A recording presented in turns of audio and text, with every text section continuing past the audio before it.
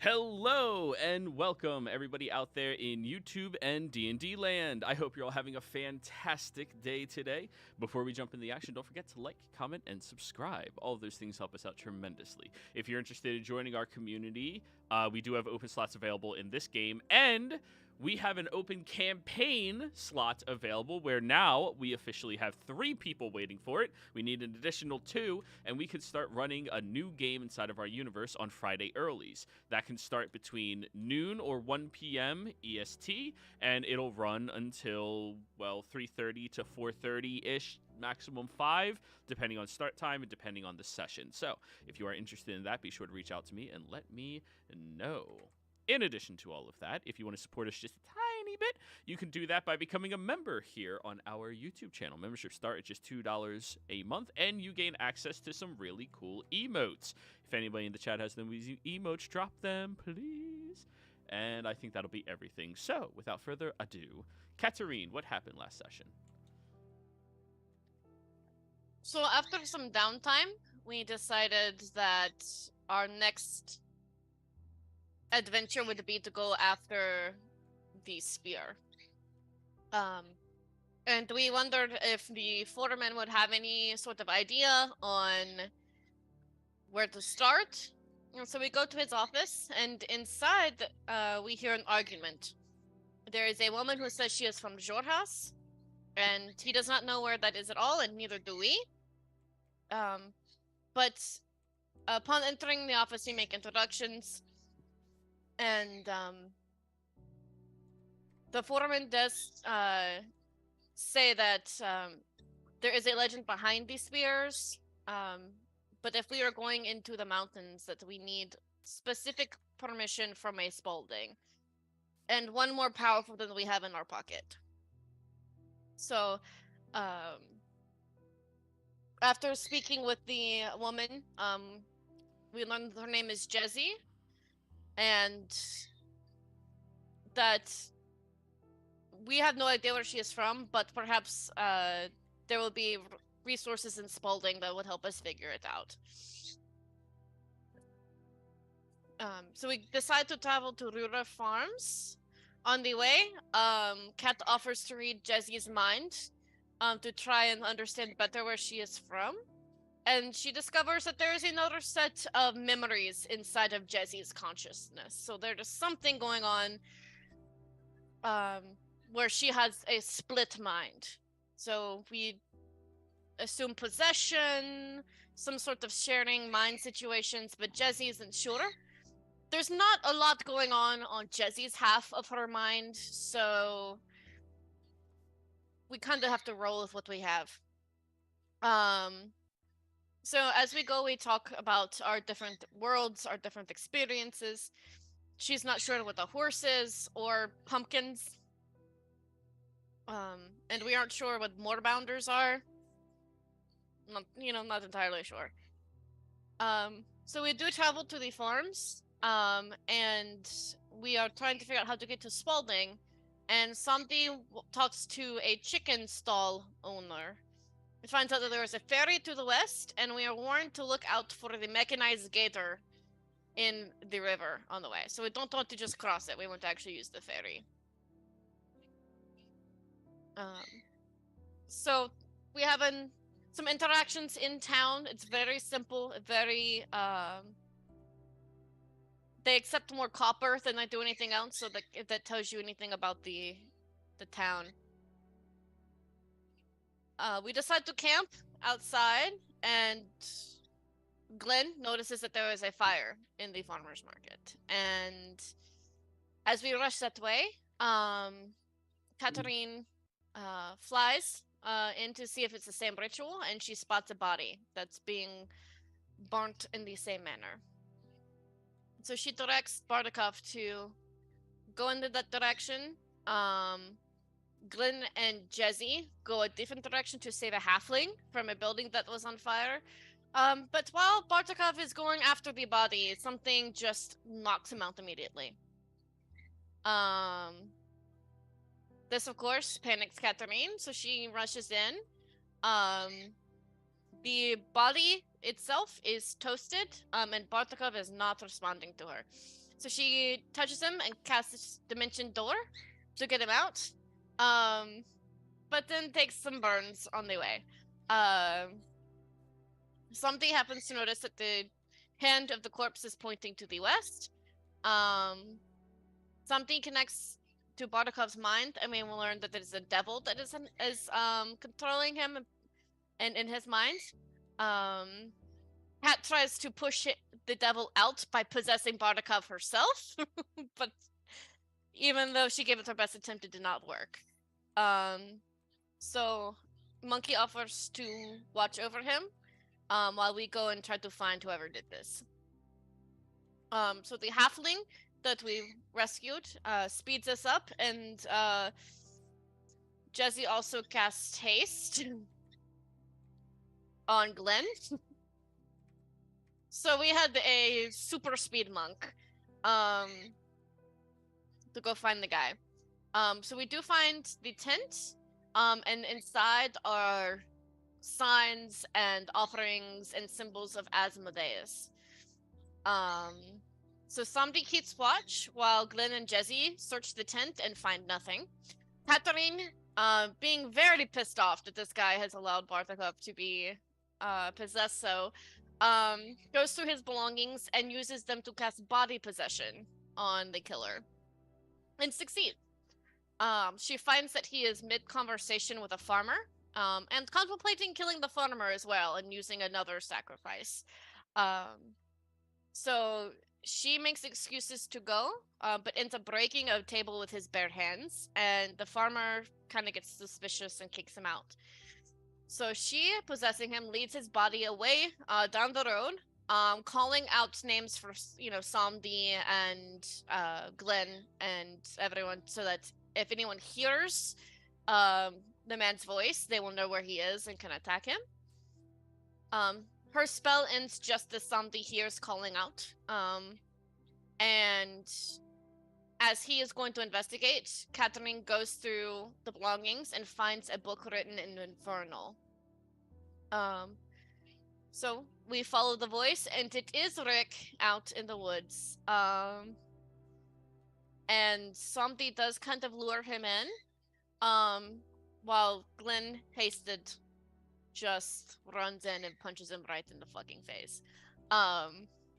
And Jesse and Catherine catch up as well. Somebody is kind of hidden through it, the whole thing, and subtle casts hold person. So everyone else uses that to their advantage. And somebody tearfully commits the final spell against him, saying goodbye to his friend. So, at the end of your friend's life, Samdi, we pan over to Monkey and Bartakov. Bart, you've been shit-talking this devil inside of your head this entire time.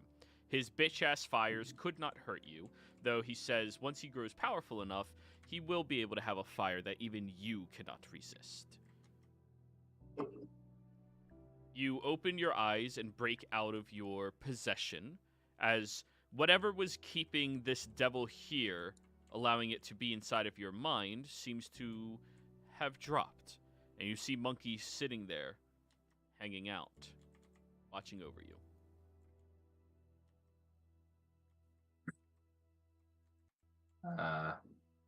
So I have a feeling that I was not acting in the best interests of everyone else for a while. Sorry about that if I caused any problems. It's same as. It's good to have you back. I'll put it that way. And I know we'd all help each other. Something like what happened to you went down. I'm sure you'd help the rest of us. Absolutely.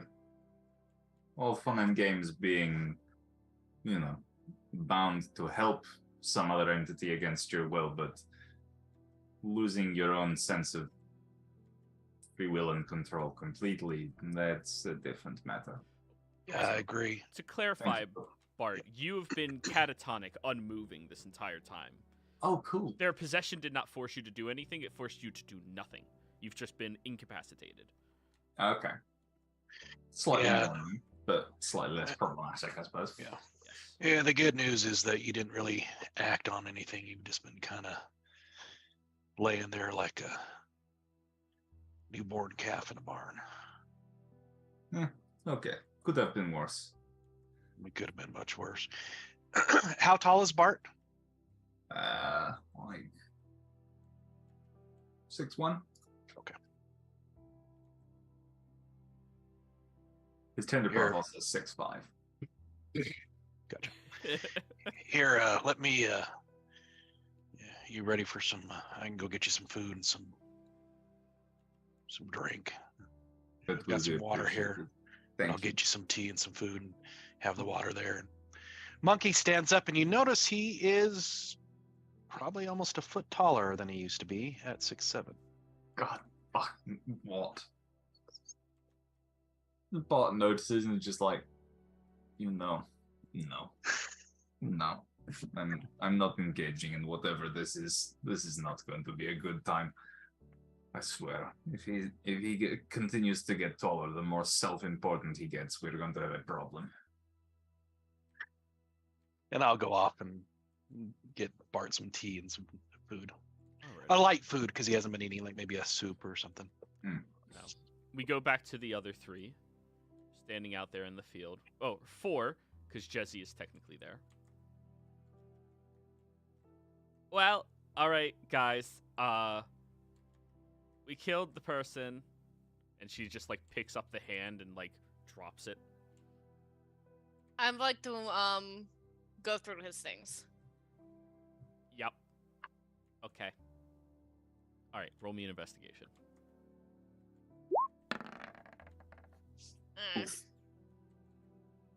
What did you get? A 12. Viewers cannot see the map, so we say the dice numbers, everybody, please. Mhm. I haven't changed the format to be able to support that yet. Still figuring things out. So, as you go through the pockets, you do see that this individual has a note of some sort. When you open it up, it is written in Infernal. Do you read Infernal? I do not. Alrighty. Then you find a locket on him, but when you open up the locket, it's just black on the inside. There's no images, no feelings of anything other than metal here. Hmm.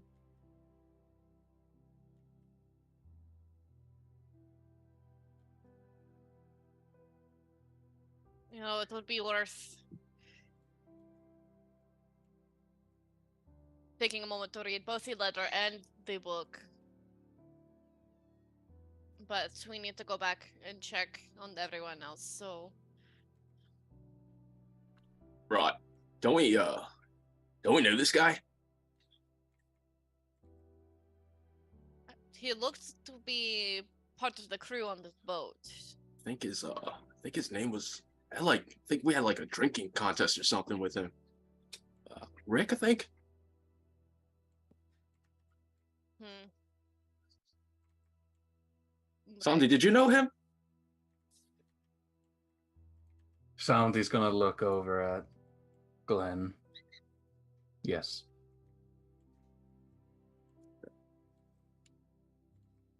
Did you know that he was like up to this whatever this fire stuff thing that he's doing?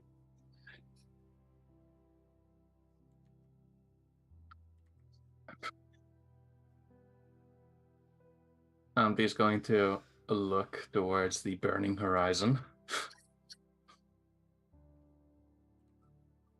Yeah.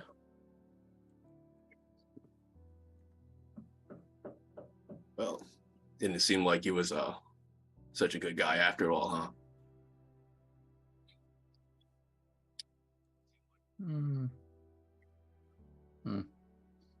He just shrugs and walks away. Well, Rick, it's nice knowing you. Get up. Glenn will get up and just start walking away. Alrighty. As you all are walking away, you watch as a flame ignites on the body and spreads all the way across it. That is ominous.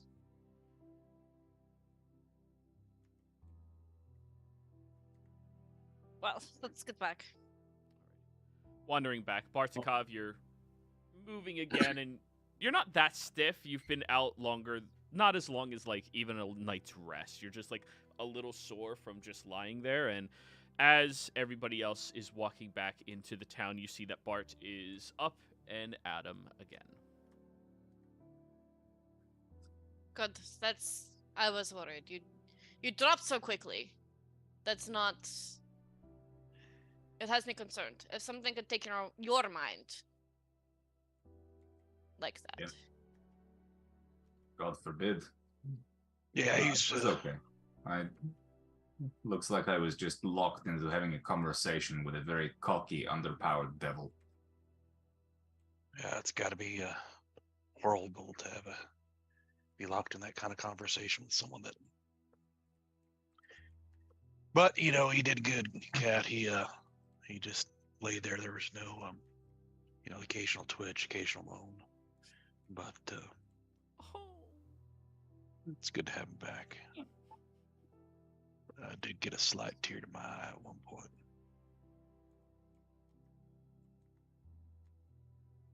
It's frustrating. But we may have a lead on who it is. The symbols in the tent belonging to Rick, who has happened to be one of the boatsmen. All those symbols pointed to Asmodeus. Well, that explains the fire. From the conversations I was having, it doesn't seem to have much of a foothold yet. But if the followers of Asmodeus start gaining a bit more traction, he could pose a problem for us, Well, even for me. Hold up there for a darn second, please. You look over and there's a halfling farmer walking over to you, Bart, that you interacted with the day before, but not personally, just other people. Samdi, this is your chicken salesman. Now hold up there for a second. Yeah, I sell the best of cocks. We got little cocks, we got big cocks, we got cocks of all variety for you. We got a whole bunch of like really nice white ones. We got a couple of yellow ones. We got a handful of like roosters. They're darker. They're almost brownish looking. They're phenomenal. Anyways, I'm not selling right now. But like, I've been a follower of Asmodeus for most of my life. It's fair treatment and fair organization. In all honesty. For real? There's actually like a church. I'm going to be nice and don't use the word cult. I'm going to say Church of Asmodeus that has a presence here. Well, I mean, not like a huge presence, but like a lot of us workers and vendors, yeah. I mean, do unto others as you wish for them to do to you is one of those things. Create a deal that's favorable in your own midst in order to, come out ahead. That ain't so bad. That's just business 101, if you ask me. Yeah, unfortunately, my friend Asmodeus is a bit of a. Let's just say he likes to bend the truth until it breaks. I mean, it's all about interpretation, I think. There's some people who might take it a little bit far. I mean, I wouldn't damn the whole church, I've been following Asmodeus most of my life. I mean, why do you think I got such a good deal with my cocks?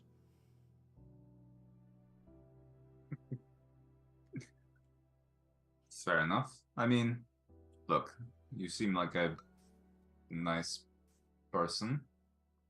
Thank you. So, I'm not going to judge you for your political affiliations, religious or otherwise. For one, people in glass houses and all that. Of course. Also, there's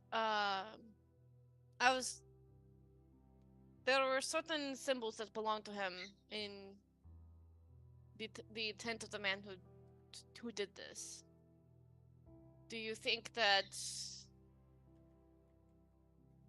what could this have served? Do you think? Is there anything that's this Oh. kind of chaos or this kind of I mean, I'm not even positive if this is considered chaos, if you ask me.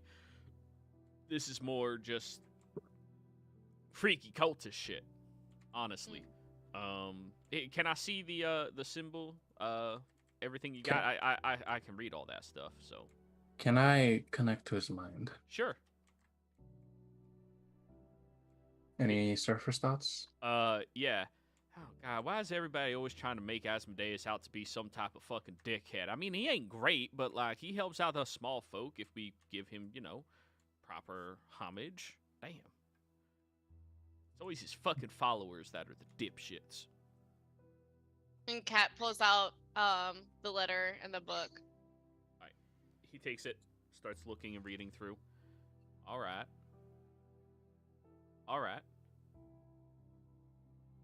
Huh.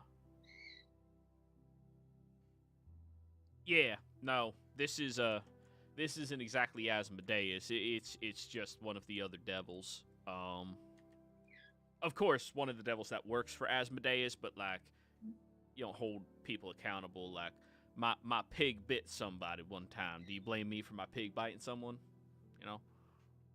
That type of deal. I mean, I slaughtered it. Of course, you gotta do the right thing by it, but it's just how it is.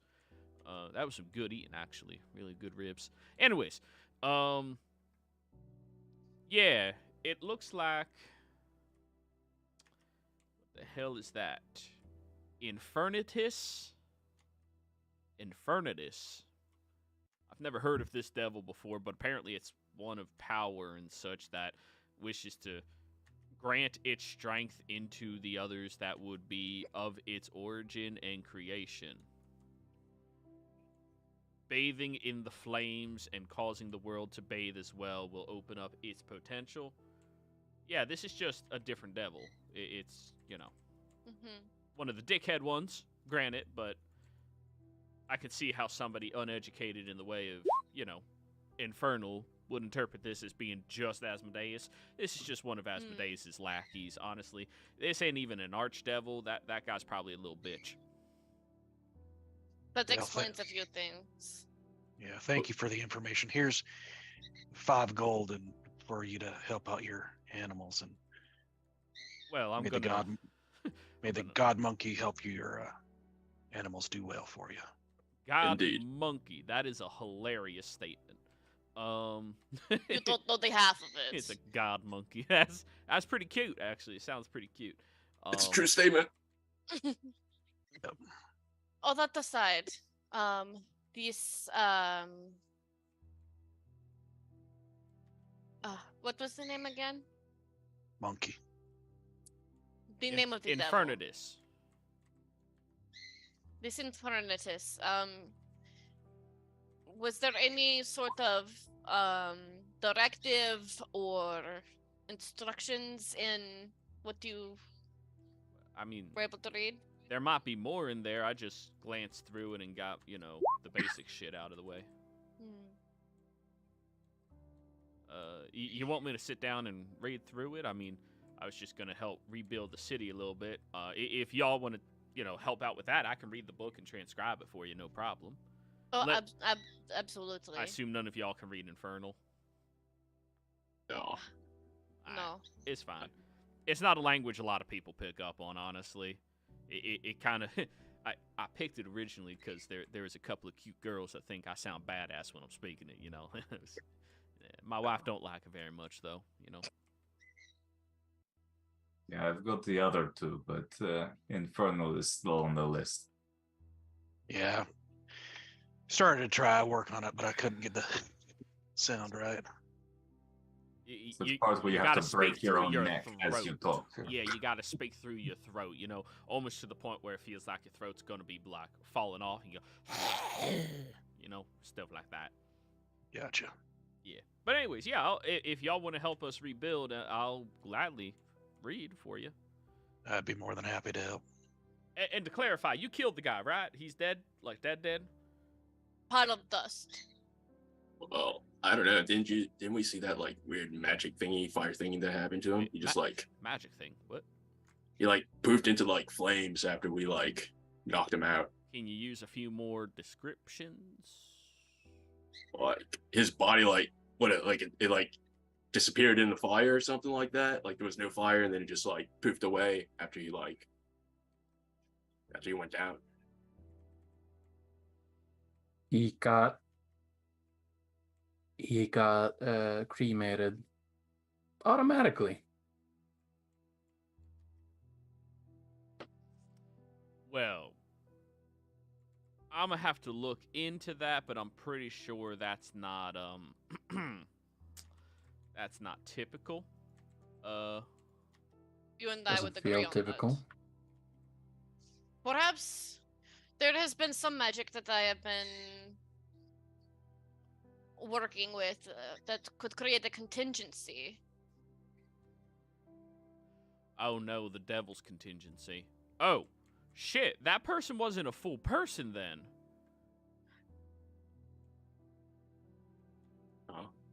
Could we have not the full Yeah, person? yeah. He closes the book. A little bit of my research into Infernal, you have to learn about the religions and you have to learn about their customs, and it's good to understand it to know the origins of the language before you speak it. And whew, wow, it's great. I actually get to talk about smart stuff. Some people think I'm just a cock handler most of the time, so I don't get to express any of my other preferences here. I don't know how you feel. Right. DM inspiration for that one. That was fucking funny. That was good. Jess, I want you to know I hate you so much. Anywho. Welcome to my world, Jess.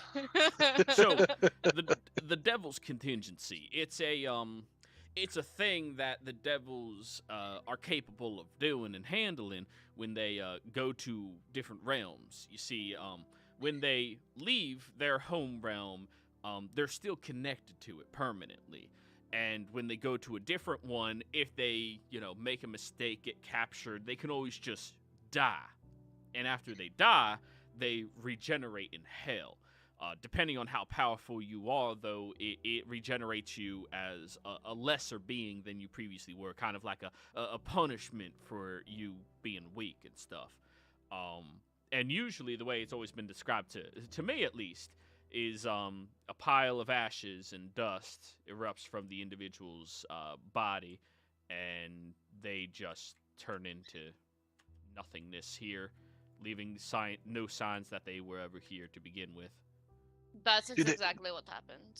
Do they, I'm curious about this, do they start to get their powers back and start growing more stronger after? Yeah, they do. Interesting. So it would be possible for this Rick to still be alive, just in hell, being tormented for failure. Right, but could he come back? I mean, there's not exactly like an open invitation between hell and this plane, It's they're not that close, so if he wanted to come back, he would actually have to have somebody summon him back, or would have to know where there's a temporary portal open or something, and weasel his way through that, which that's a whole nother conversation, honestly. We haven't encountered such portals before. Really? Yes, but I would keep that shit a secret. That is not something you should let anybody who might be nefarious know about. An infernal portal, that is not. It was to a different realm. But we are familiar with the concept.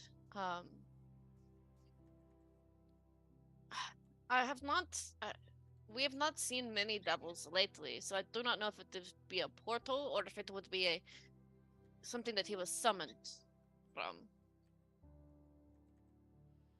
Well, it's always worth looking into. And the Church of Asmodeus is actually incredibly accommodating for any rogue devils. So if you go speak with somebody of their clergy, they should be willing to handle that because devils are expected to act with a level of modesty in these realms, and not psychopathic murderers like like a fucking a demon would be.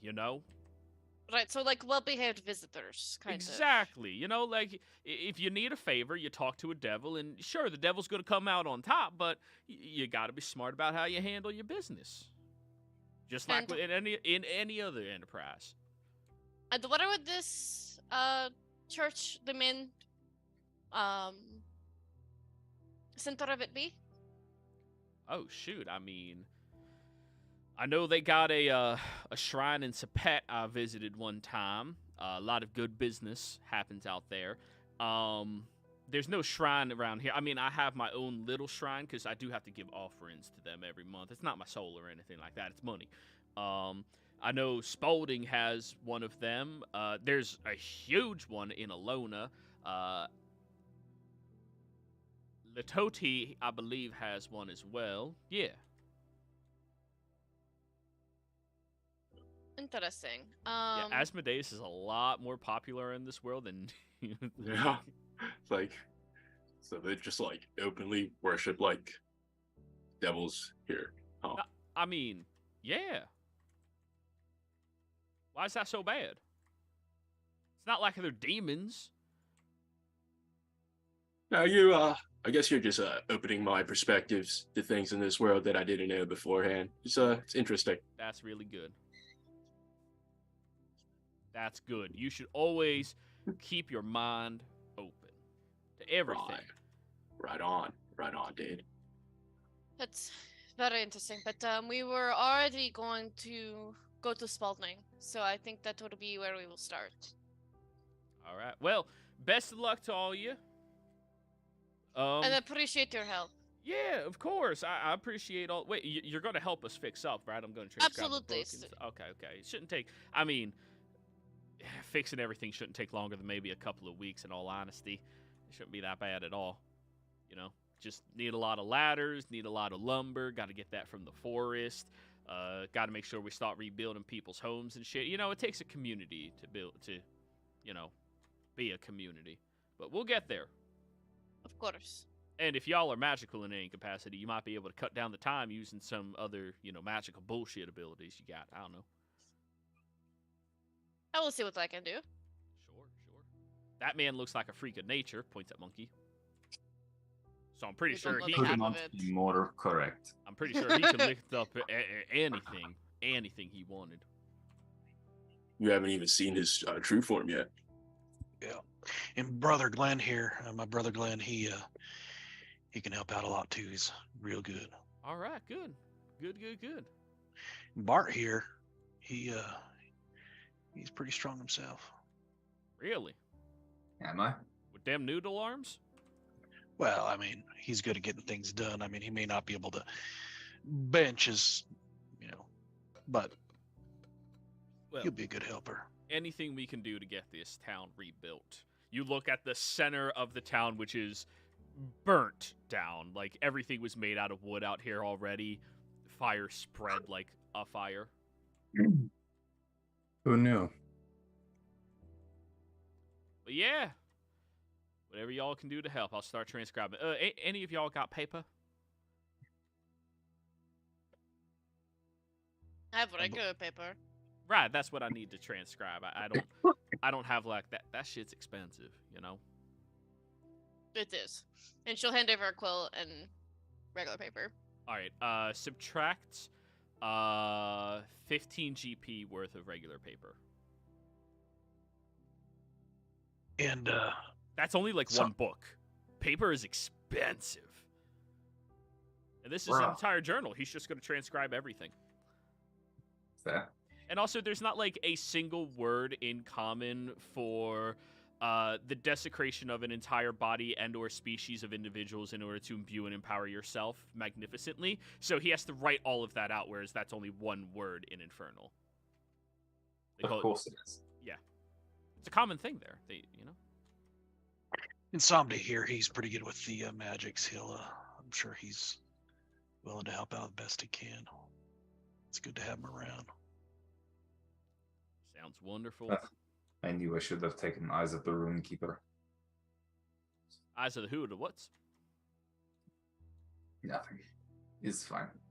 Thank you for your assistance. We'll see what we can do about the mess. You're most welcome. How many costs of mending will it take to rebuild a town? Mending's not the issue. You gotta get the wood, chop the wood. Who here wants to be the wood chopper to help out with the city? Yeah, Monkey can. He can. All right. Do you have a lumberjack outfit already? Do you grow a beard for this? I don't grow a beard, but I do go into the changing room and come out with like some suspenders and a little plaid shirt, my denim. Perfect. Alrighty, so who has any magical bullshit that you think would assist in rebuilding the city? Okay, what do you have?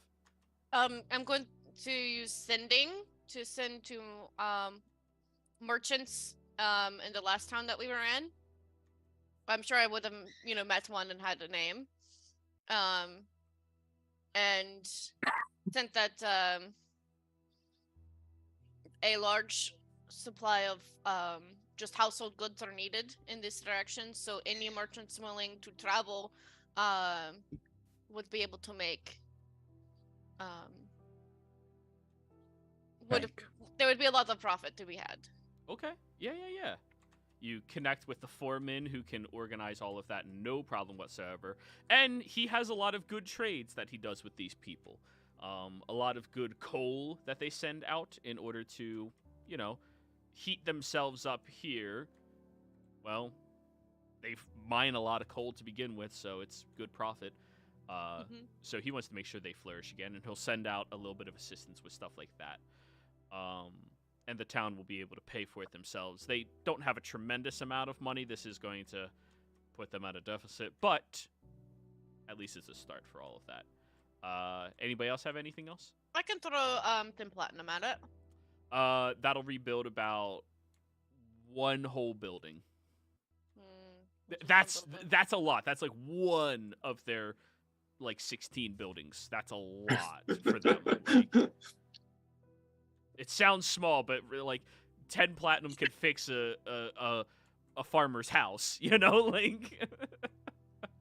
What was the farmer's house worth 100 gold? So, Glenn will ritual cast Unseen Servant, and then with him and his servant and his winged boots, he will be doing mundane logistics and transportation of goods, from say monkeys chopping down the wood. He would transport the wood and those such, I guess, to help out. What's your strength score, Glenn? I have a 10 for my strength. Okay, you ain't transporting the wood by yourself flying, but you can get a cart and push it, no problem. Right. Keep in mind, 8 is a commoner stat. A professional stat starts at 10. An apprentice's stat start at 10, and then it's higher based off of, how high up you would be. So you're about an apprentice's level of strength. All right. Which is still impressive, but Yeah. And then I guess I would get my unseen servant to also assist me with I guess a little bit with the load, take a little bit of the load off my shoulders. Oh yeah, he can pick up all the bundles of sticks and stuff for you. Yeah. Just clear the road. Yeah. What's the name of the town we're in? This one is Rura Farms. Yeah. Okay. Rura Farms. Okay, I couldn't remember. So, anybody else have any magics that they want to help out the town with? Not How magics, but many- how Go ahead. many farmers would be in this town? Probably a good 24. Actual farm owners. Yeah, As for farm hands and things like that, they have a lot more. yeah. But farm owners. About 24 or so in total. It's the territory of Aurora that they have out here. It's a lot of farmlands.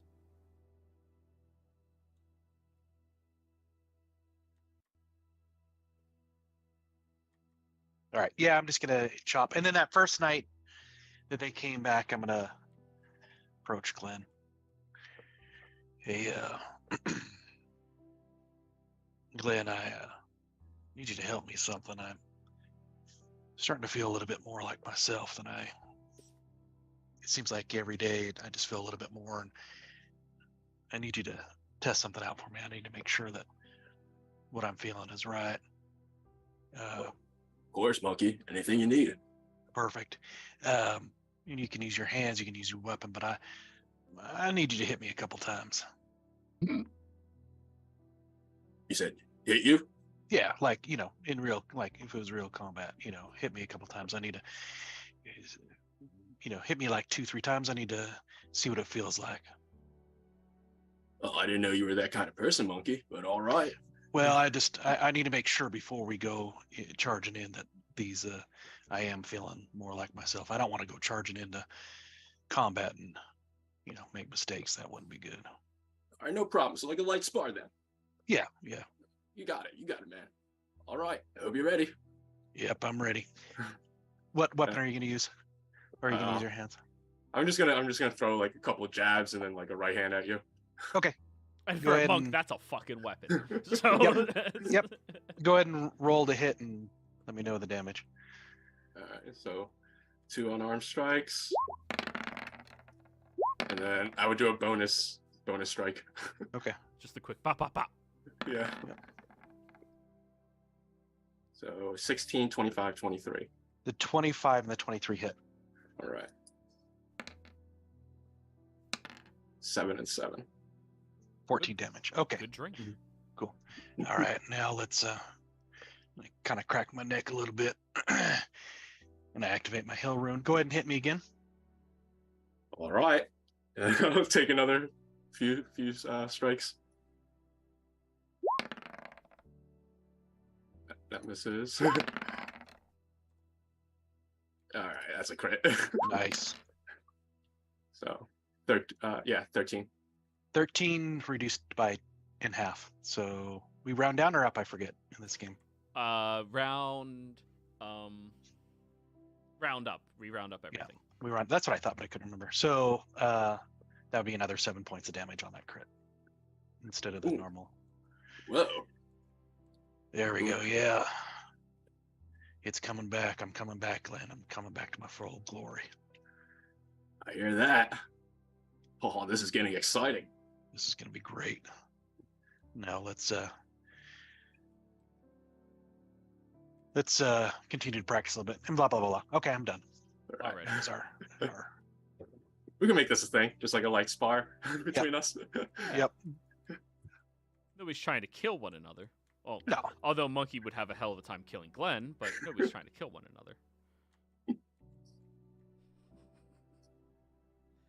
Not yet. You have to quadruple tap him. That's all. Just so. Anybody else have anything to help out the town a little bit? I can definitely lend my somewhat mediocre physical strength. You have a 10, right? Don't you have like a 10 or 11? No, my strength is 13. I'm not weak. Okay, that's Oh, what I yeah, thought. I thought you're- it was You're like a professional strength. You're not a master's strength, but you're a professional strength. Says the man that just called me noodle arms. Well, he's a halfling, dude. Like, they all got attitude. Everything's bigger than I him. will yeet that child. And he'll flip you off while you do it. Like, that's just how they... I am strong enough to toss that particular dwarf. Not in the way that he was hoping. I need you to toss me. Nobody tosses a dwarf. Yeah, I was trying to say something, but every time I did, I realized I had muted myself because somebody else had been talking previously. Oh, what were you saying, somebody? Nice. Yeah, I still have a couple of casts of levitate up, or not levitate, but telekinesis. That will actually help out tremendously. And the other thing that I'm going to do is early in the morning and later at night, as I start my day and end my day, I'm going to go help out the farm animals as well, using my animal handling and whatnot, help out the farmers with their animals. Alrighty. Samdi, I need you to roll me a charisma save to see how focused with your magic you can be in order to assist this town over the next few days. Monkey, athletics for chopping, animal handling for helping out the animals. Bartikov and Glenn, athletics. Make sure we say what we get out loud. 18 of the dirty. I will be using my knowledge from the past, so 16 plus. Knowledge of the past is more of like 19. an instantaneous benefit. This is more Right. you're doing things over a long course of time. I thought it lasted all day, didn't it? Let me see what it says on this. I could be remembering it wrong. He has limited amounts of the resource, which means when he takes an immediate action, he can gain the benefit. Yeah, that seems how it's flavored. Yeah. Also, did you say save or check? For you, save. Okay, cool. Because So this it would is be your six. proficiency in charisma. Hey, 30, 30, 20. 20. Alrighty. And what do we got, Monkey? We have for athletics.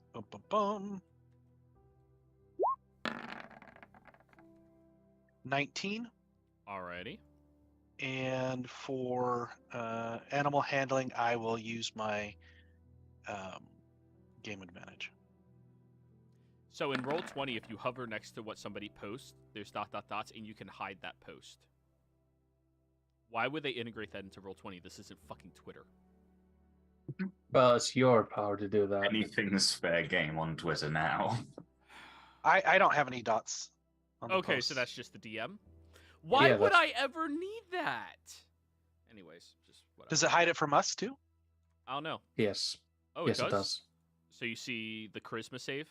Do y'all see the charisma save? Nope, it says Nope, this it just- message has been hidden. Yeah. Oh, okay, then that is useful, because if one of y'all fuck up, I can go, no, don't look, and then quickly do it. I'll never Yeah. have that reaction speed, but I would say click it first, then say don't look. Because if you say don't look, I'm gonna look. I know, yeah. Don't look where? What? Hey, look, a distraction, huh? Why do you think monkey likes animals? Squirrel. Look at that squirrel. Yo, I got called weird the other day because I said, yeah, I kiss strangers' dogs if they let me pet the dog and the dog jumps on my face. They're like, you're fucking weird. It's like, Doggo. exactly. It's not fucking weird. It's just, it's a dog. Mm-hmm. Anyways. So, over the course of the next 4 days, you all help to rebuild the city, utilizing your magics and availabilities. On the 3rd day, you all take note that there has been reinforcements from Sipet and Samir sent out here. Individuals coming from all over the area in order to just assist with the environment. Oh, nope, none of those. On the 4th day, your halfling friend comes up to you all. Hey guys, before anything else, y'all want to come back to my house real quick? I made up a little bit of food. Oh no, Mighty kind of you. this is just like in those books I read. Getting invited into the farmer's house. What was Sir, that, Bart? I'm married happily, and you're cute, but you're not exactly my type. I prefer There's it a lot more going on. compact. There's a lot going on over there. Small and efficient. Yeah. Yeah. Shit, why do I want to climb just to get... Anyways. Just... Oh, dear. We get there and his wife is anything other than appropriately described by the word short stack. I will be disappointed. You get there and you see his dwarven wife that is there. Appropriate Yep, then. yeah, appropriate. Yeah. And you also see on the table that there is a magnificent feast available for you, made out of nothing but meat and fresh vegetables from the farms around here. You see that there's freshly boiled corn that is ready to be shucked open for all of you. There is a bowl of freshly churned butter on the table as well. A bowl of butter. Well, yeah, that's they don't put it in a jar or a container. It's just here's a bowl and use however much you need. You see that there is magnificent racks of ribs, of pork loins, and all manners of other really good home-style cooking and eating, as well as a massive bowl of mashed potatoes that have some type of seasoning and herbs in them. I am all over this. Most importantly, though, does the corn have the juice? It has the juice. It's got the juice. It's got the juice. Okay, I'm in. I'm in. You all- Bart will go to town on this. And notably, the house is built to suit dwarves more than halflings, so Monkey, You're How crouching you enjoying down. That 6-7 life now, but monkey. everyone else fits in here with only Bart's head just barely touching the ceiling. When you go over to the chairs, they're wide, a little shorter to the ground, but, you know, cozy enough for you to sit at. And you see the magnificent platter plates there, and you see 5 halfling dwarves come out sitting at the table, Aw. asking all of you about, you know, what do you do for a living? Wow, you're an adventurer. Can I touch your sword? Like, all of this really fun, like, energized family having a phenomenal time. He sits down, and you see him take the bowl of butter, take one of the corns, and just rotate it through all of its sides, places it down, then hands the bowl to the next person. Fair. And you all get to sit here and just enjoy some good home-style eating. So, I'll do a few after the meal. I'll do a few, probably even during the meal. I'll do a few sleight of hand magic tricks for the kids. ooh, yeah, they'll love that. So, I did the transcribing for all of you. Daddy, you can't transcribe. Yeah, you're a farmer. See, these kids don't know nothing. I was well educated. Thank you very much. No, you weren't. Education's important. Yes, I was. Yes, it is. See, if you're not, show him what education can do for you. When you use your mind, show him how good it is. Please, please, please. There's Some- and Kat opens one of her spell books. Yeah. And it's probably the most visually interesting spells would be the teleportation circles. So it's like with each of the teleportation circles to the locations that they've been to, and Katarine's handwriting is just absolutely exquisite. So like you're showing them the inside of a book. the inside of a spell book. All right, roll me a persuasion roll. Your hat does not help you with this check. I'm Could I use like minor illusion to make the book look like a little pop up of like the words and stuff? I'm gonna use one of my 4 advantages. Sure. And Glenn, yeah, you can try to do that. Make your own persuasion if you would like. Oh, oh God. This is 23. the equivalent of just some fucking rich kid flexing their passport stamps. I mean, it Well, doesn't make a it's- difference. How do you make a kid excited about chemistry? So here's the inside of a textbook, kids. All right, now as you can see right here, But we have these drawings. They're very aesthetic drawings, as you can see. It's to a So- child. Well, okay, maybe I was weird.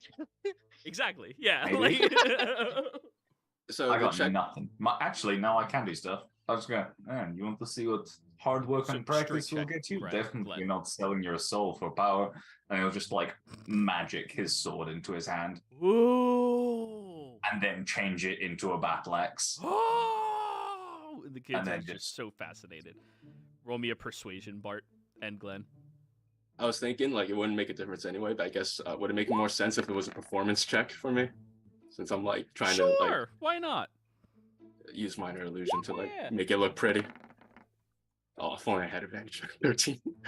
Alrighty. So, the kids seem to be, you know, infatuated by what Bartikov is doing, and once you start showing them like the different things, they actually seem interested in knowing what this is and how they have to learn. And you watch as the dwarven mother just like grabs her husband's hand, and he smiles very proudly right now and gives you all a thank you nod. Look at that, you guys doing good in the world, telling kids to go to school. Yeah, the guy who literally sold his soul. Hey, lying to Not a children is how soul you for get it. shit done, right? That's very true. Miss Faith. Hi. It's very important to be skilled in more than one thing. That way you can help more people, and you never know what's going to come around. So keep that education up. Why you look like a gator? One of them says to you, Samdi. Samdi has been like ignoring this entire situation, just slowly turns to him. He blinks at you, wide-eyed. He has like those obnoxiously large green anime eyes for a child that for some reason fucking kids have. Mm. What was the name of the Mecha Gator? Oh shit, that was a while ago. That was last week. Yeah, I know, that's a while ago. I archived I those got notes. Mecha Gator, but I didn't catch the name. Chrome Girte. Champa? Huh. Girte. The kid just blinks at you and takes a huge bite of his ribs.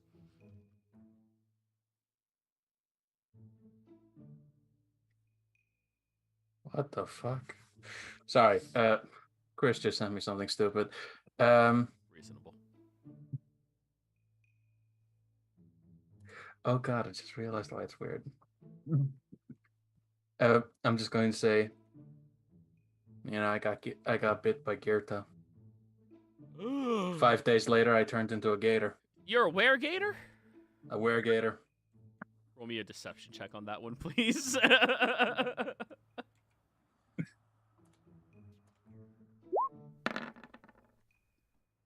23. All of the kids are just like, whoa. And the one kid who asked you is like, Daddy, can we go visit Girta? Hell no, we can't. It's very bad. Like, feel my skin. Look. He touches and goes, damn, you're tough, and starts knocking on your scales, which Samdi hurts you a little bit. Think about it. I don't have lips anymore. Look. I'm not touching your lips. No, just I don't have any lips. That's... I can't pronounce my things. Oh no, that's... But... And it can't whistle anymore either. That's... You can't whistle? No. Oh, that's horrible. I love whistling. It's so much fun.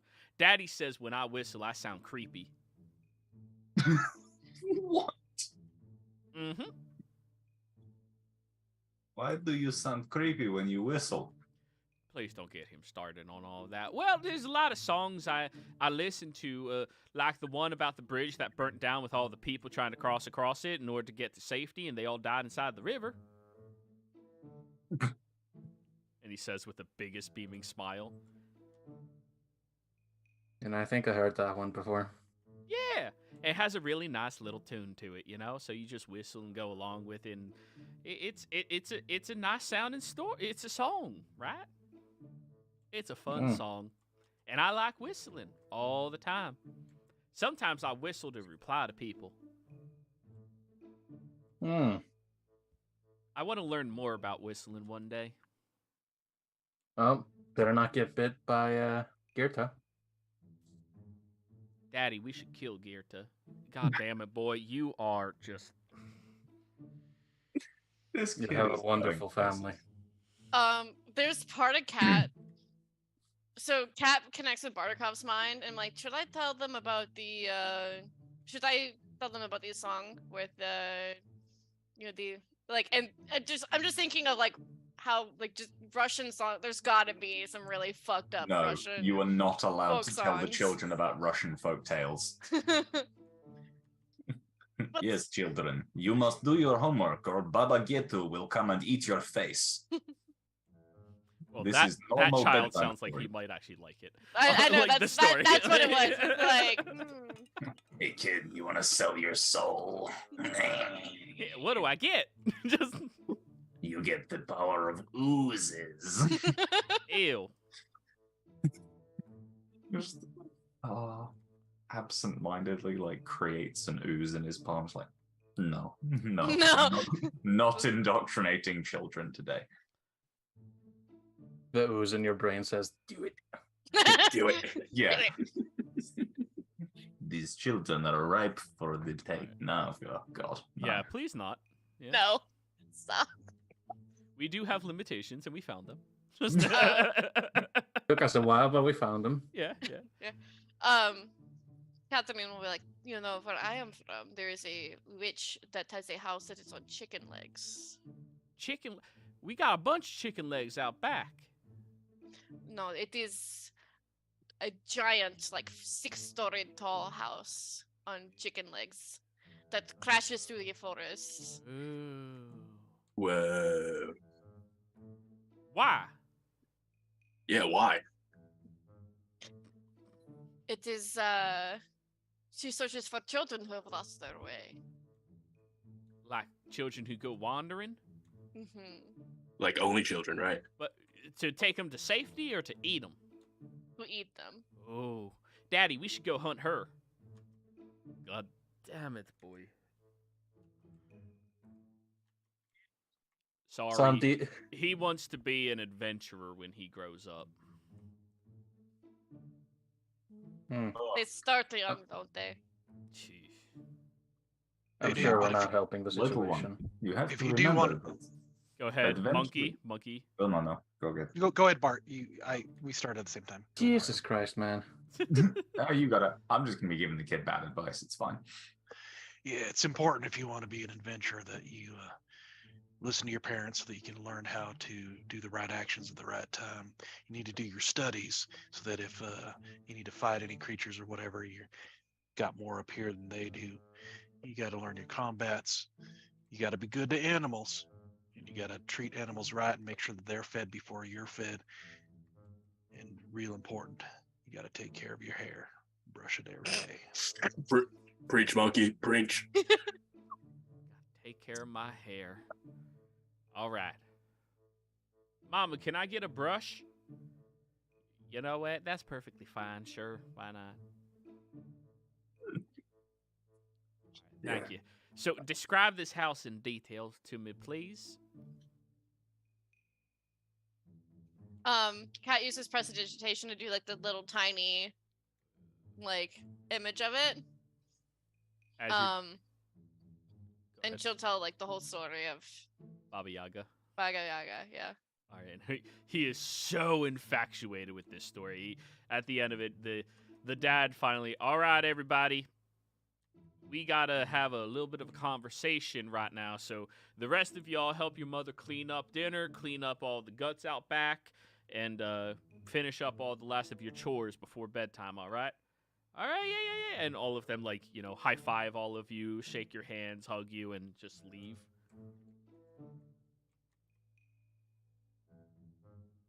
All right, guys. So, couple of things to go over.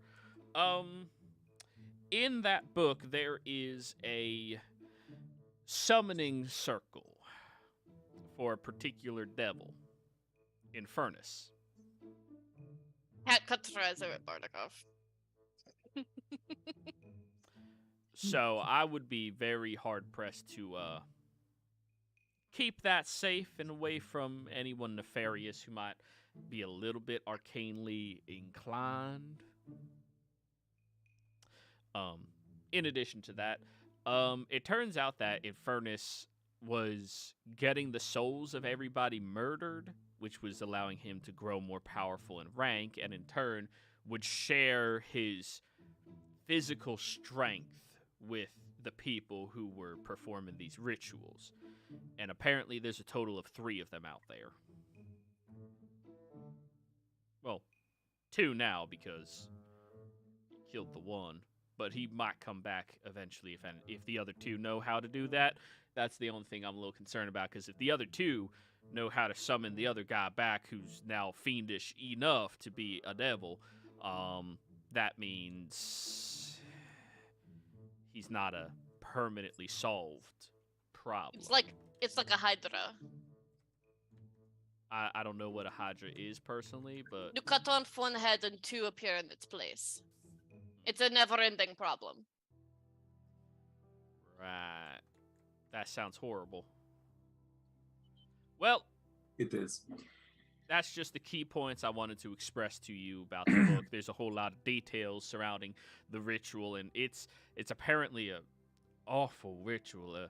The individual has to try to seduce the person first, make them feel some type of lust or love or something like that, and then has to take them to a secluded place close to their home and murder them physically in order to perform the ritual. This raises the point of, can they be murdered emotionally? I think you would There's know no better al- than us. You have There's psychic no damage. ulterior motive for Somni. He just wants to know for theory. Yes. Samdi, It you know damn well you can emotionally murder somebody. Hmm.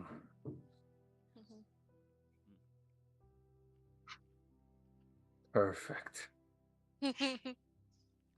But Anyway, that's those are the key points I wanted to express to all of y'all. All right, so we have 3 individuals who are working that they kill to increase Infinitus' power. Right? Who shares his strengths with them. Now, that's not to mean physical strength, I don't think. I think it's more like metaphysical strength, you know? So the more that they kill, the more powerful that they become, as well as their as this devil. And you mentioned how the ritual begins. Were those the 3 things? Those are the most important key points, yeah? Yeah, gotta bring them close to your home. Make them feel the love of a family. Share the strength of good cooking. Got it. Okay. You gotta make us suspicious of this man, Asa. No, I'm just saying. I'm not suggesting anything on you, but I'm just thinking of ways that this ritual could start. can I inspect his mind again? Who? Can I turn the man- Somdi dial of paranoia up just a little bit? Listen, have had- somebody doesn't need any help turning that dial up, okay? Yeah, it's kind of like fucking scaring a goat at this point. It's damn well meant to happen at this point. No, but can I connect to the mind of the farmer who brought us in so graciously to his home? Sure. You connect to his mind, and he seems to be thinking about what he's telling you all. And he also is thinking, you know, they all seem nice enough. I'm hoping they can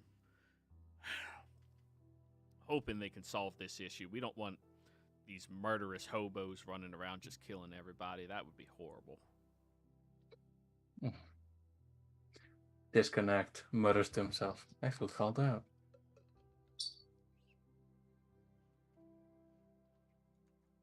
I expected more reaction from that joke. I'm disappointed. I was didn't even taking notes. understand it. Oh, disconnect. I feel called out. Yeah.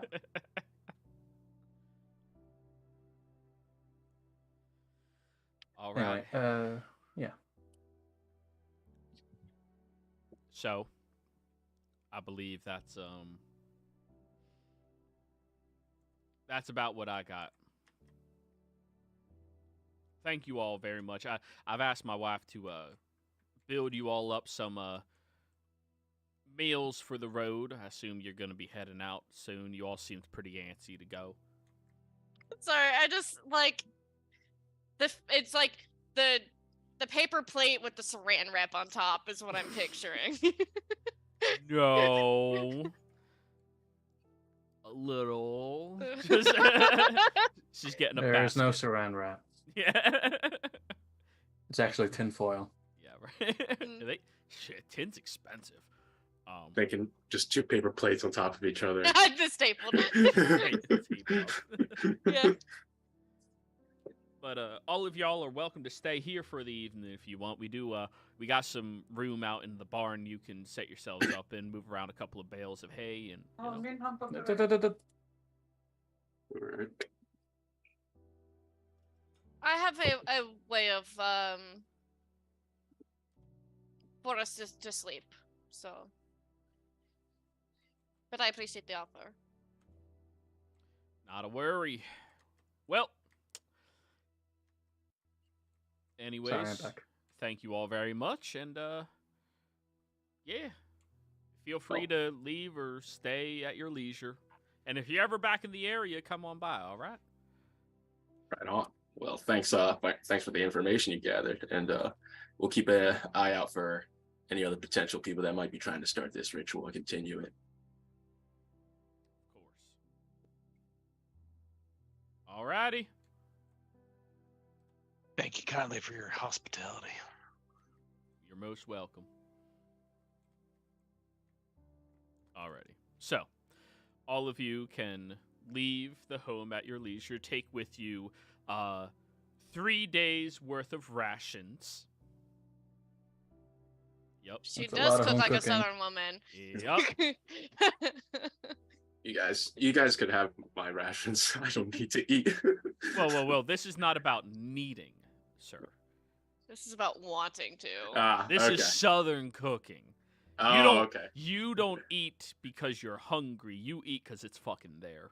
Yeah. No, I hear you. So I will retract that and I will keep that. Alrighty. And I think this is a good place for us to go ahead and go on break. We'll be right back. Sounds good.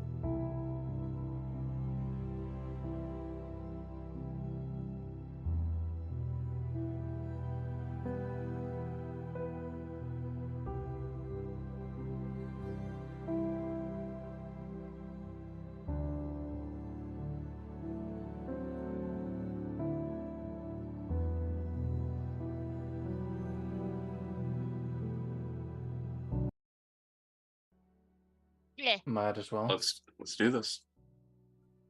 Alrighty. Hello and welcome back, everybody out there in YouTube and D&D land.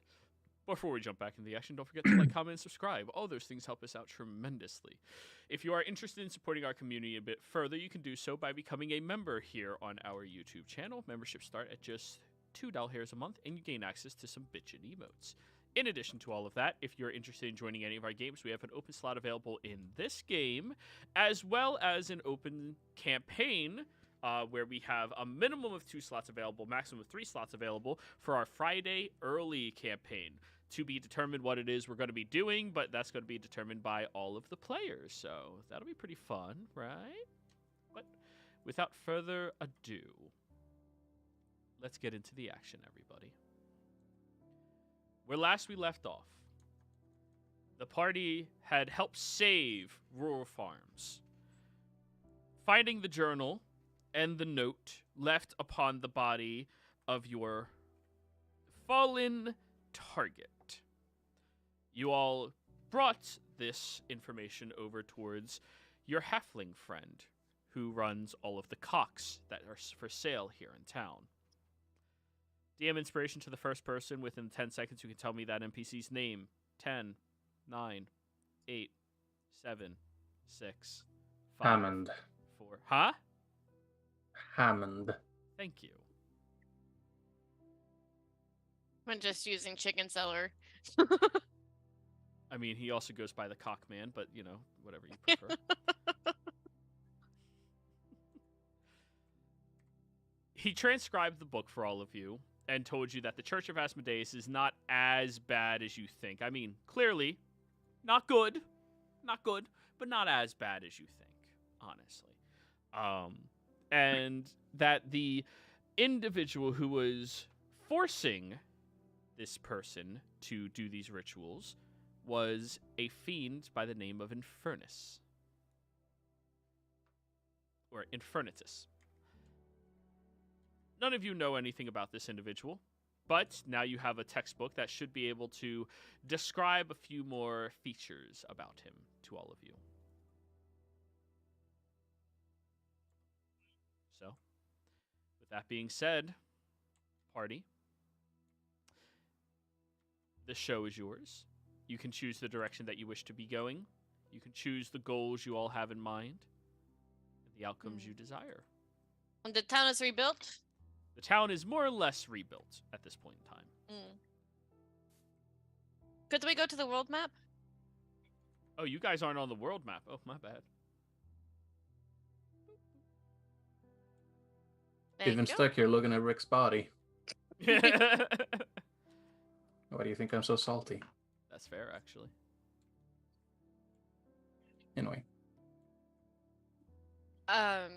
So it seems to me, and like I kind of just see that like everyone's sitting around in the hut like later that afternoon, like that evening. Yeah. It seems to me that going to Spalding is the next step to all of this. It's the most likely thing to lead us somewhere, considering it's both where we can get permission to search for the spear and probably a better source of information than bumfuck middle of nowhere. Right. And we can get permission, we can use the Church of Asmodeus as a interference for this Infernitus.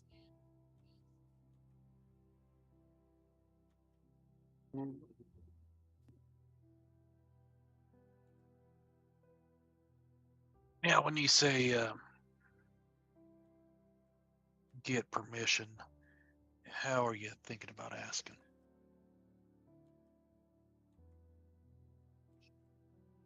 We just need permission to enter to the Nesfarseed Mountains. And why are we? I know why we are, but why are we asking for that permission?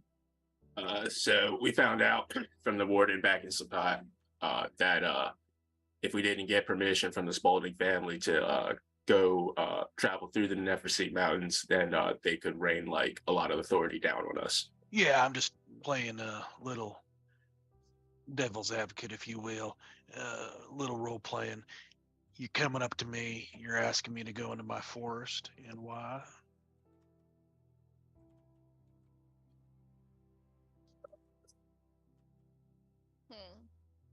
I mean, is the plan just to go in there and say, hey, there's a spear, we believe that that's there, we want to go do it because that spear can kill people permanently, like even gods? Or I mean, I don't think this. generally that is the use of spears, is killing people, but I see your point. It feels like a missed opportunity if we are in this area and we don't at least investigate that spear. yeah, I'm just wondering how we're going to phrase it when we ask for permission to go there. Are we looking for mushrooms? Are we looking at wildlife? Well, we could try the favor for a favor. Oh, good. More side quests. Right, but I'm just saying, if they were to ask us when we're asking for permission why you want to go in there, what's your response? Right. I mean, we could connect it to this Inverticus guy that might be wrecking havoc, you know. So we just tell him that we're hunting for Inverticus and this spear is going to put him away for good. So give us the permission to go look for the spear. In turn, we can take care of this thing. Or, and you're on the right track there, Brother Glenn, or we just say that we're looking for him and we don't need to mention the spear. Exactly. I do not want the Spaulding family to know of an existence of this object. If you show your cards too much in combat and you let them know, sometimes you have to make a little diversion like and let them think you're coming around the side, to fool them. You don't want to give them your exact plans. You don't want to just walk in there and say, hey, there's this amazing magical spear. Can we go look for it on your land? Because then the response might be, no, we're good.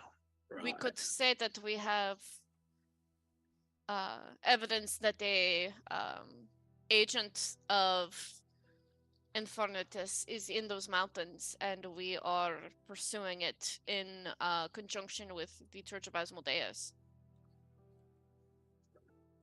Yep, that's a nice way to build on to what Brother Glenn was talking about too, and it's a good point, Kat. Now, again, playing the advocate. We could Do we know the actually. Spaulding relationship with the Church of Asmodeus?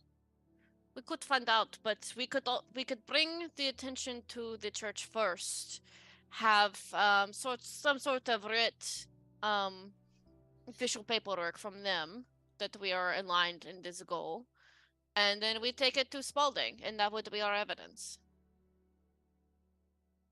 Right. Well, I gotta take these notes down of the tactical approaches that that monkey has been telling us. Your wisdom knows no bound, monkey. Thank you, Brother Glenn.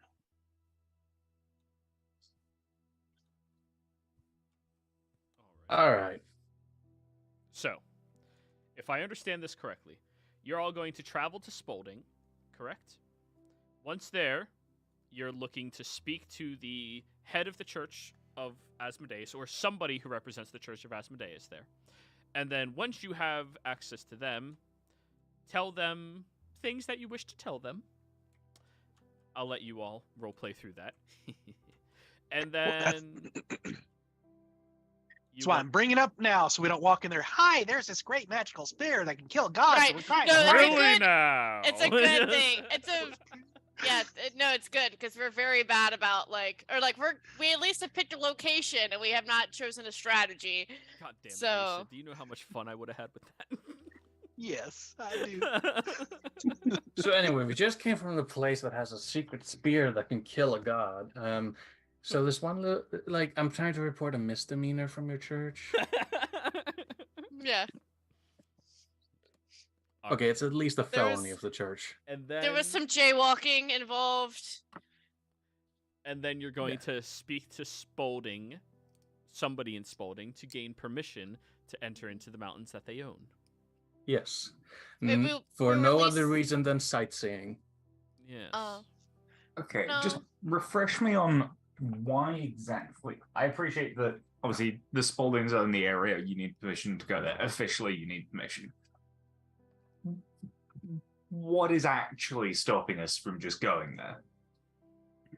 Like they would, if we were caught trespassing, we were told in the session that you guys weren't here, but if we were caught trespassing, then like the Spalding family could send in like a lot of like The men Valen. after. Yeah, like The after Valen, us. yeah. The Valen, sorry. Yeah, they would send a lot after us.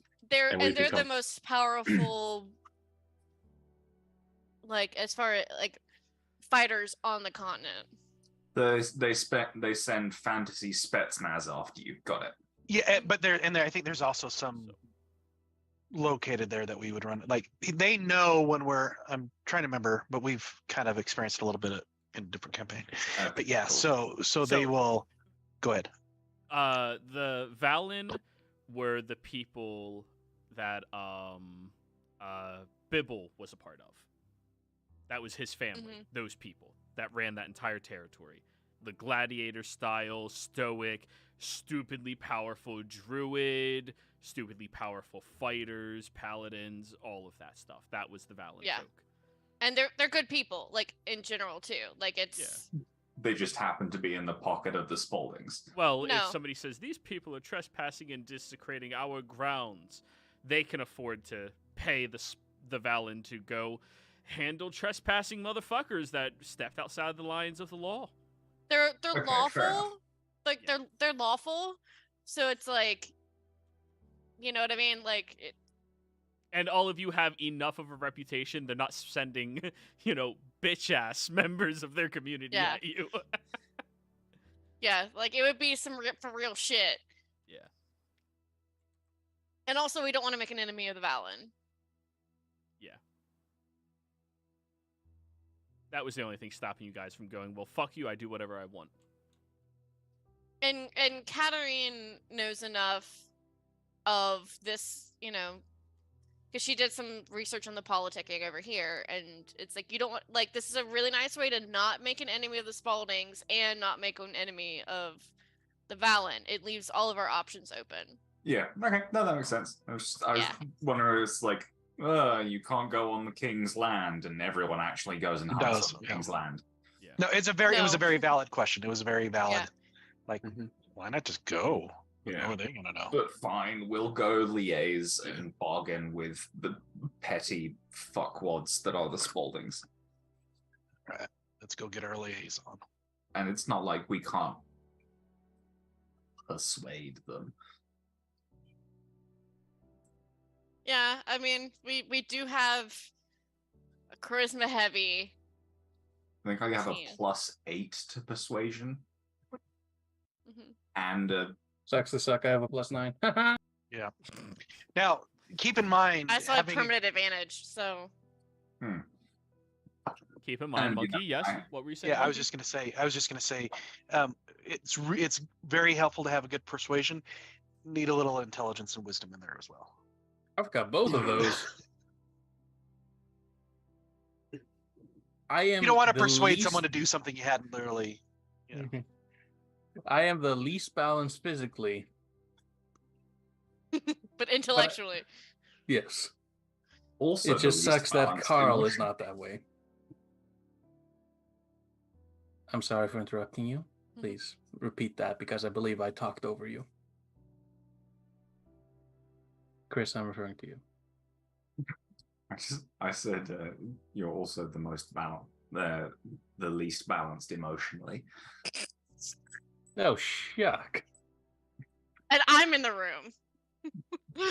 We are not an emotionally well party. Then again, no adventuring party is emotionally well. Why'd you You're start being emotionally an well. adventurer? Because I came Yeah. from a wonderful home with a phenomenal opportunity, and we just had so much wealth and everything that I figured, why not? Yeah, Brenda's looking after the cabbage stall back home. I felt like going out and finding myself by risking imminent death and bodily torture. Yeah, Yeah. me and my 12 For funsies. siblings. Oh, You I would just- have left. I would have fucking left. That's Well, fair.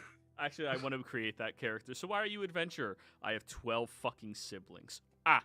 Just And I'm the middle one. Yeah. I feel like you could definitely spin a good noble background there. Like, I am 12th in line to the throne, and my brother is healthy. Frustratingly healthy. So I'm just here doing other shit. Yeah. Actually, I had somebody ask me if I would run a short campaign over 2 months. That it was pretty much that plot, except he wanted to kill every member of his family so he could take over the throne. Oh God. Starting at level 3. I was like, that sounds fun. Like, we couldn't find 5 players. But anyways. Just fratricide the game. Hey, you know, if it works in England. Anyways. True. It's like, that's fair. I mean, all- look, if I were King Charles, I'd kill my brother too. Anyways. Everybody. You all get to go to sleep. Resting up a little bit. I'll get to. Yeah, I will allow it. As you are resting, Thank you, sir, for the sleeps. as you are resting, everyone. The night goes by without a hitch. Nothing interrupts you. You have a very peaceful, long slumber. Waking up, stretching, feeling renewed and energized. Oh! And having a phenomenally smelling leftovers. Apparently, more cornbread.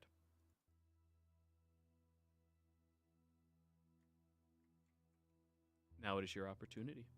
You continue on your journey, heading over to Spalding. Who is going to do the survival check? I think that would be Brother Glenn will take the point. yeah. All right, He's a Brother good scout. Glenn. I will also assist him, Sweet. Alrighty. as I am proficient in yes, thank you.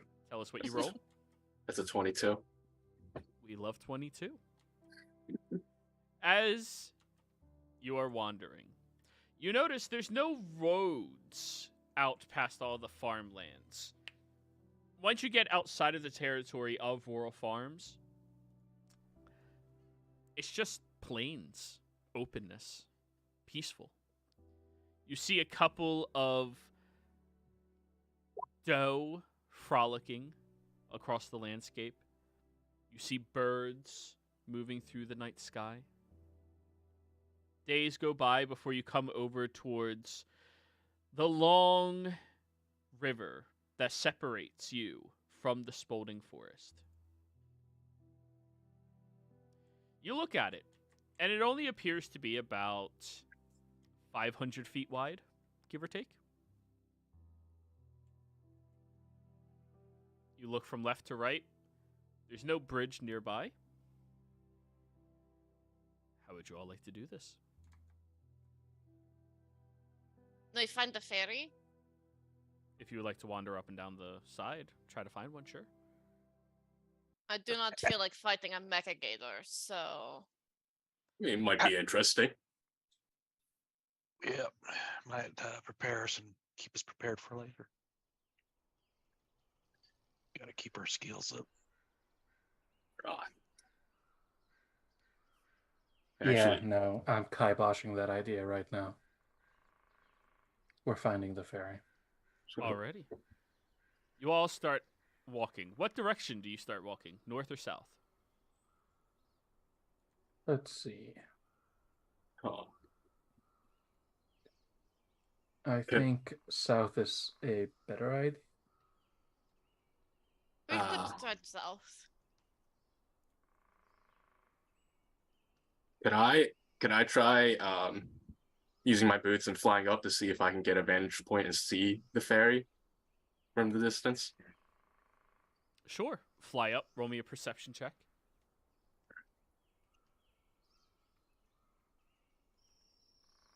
I'm gonna add a d6 to this. Add a No d6. problem. Add a d6. So 22. 22. Mhm. Love 22. It's probably in the north. It is to the north. You see Damn. that there appears to be a sizable boat, maybe about 20 feet across, keel boat, long, thin. Right. It's to the north, guys. I see it. All right. Let's go. I've been proven wrong. You all wander, walking over in that way. As you get over to the boat, you see that there is a tiny shack with a wooden gate separating the dock where the boat is from all of you by about 4 feet or so. When you get over to the shack, you see that there's a sign that says ferry closed until morning. And you hear snoring coming from the inside.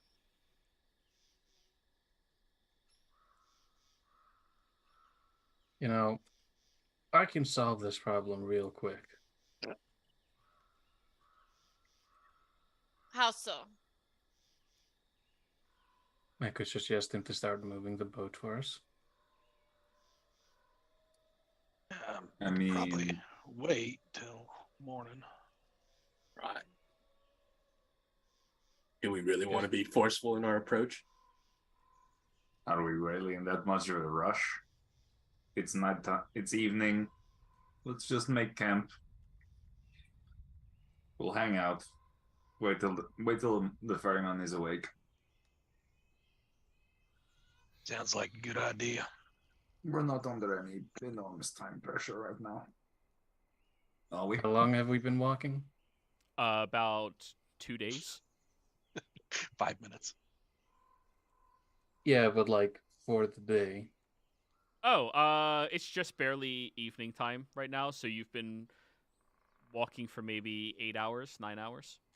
None of you are like in dire straits of rest, but rest helps.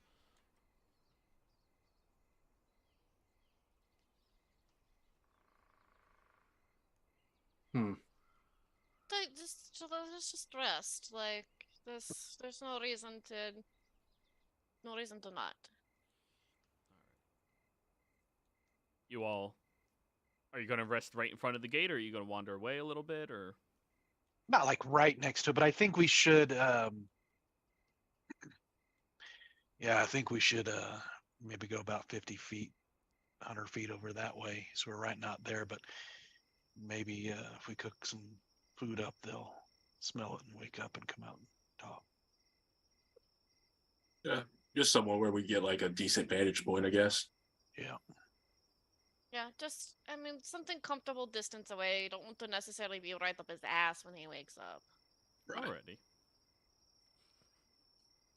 So, you all end up finding a nice little location, not very far away, but still within eyesight of it, that you all can camp out at.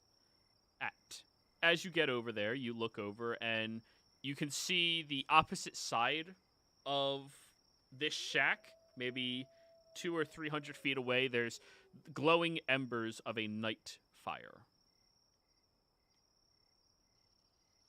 Like a big fire or a campfire? Like a campfire. Okay. But look, we might even have some company.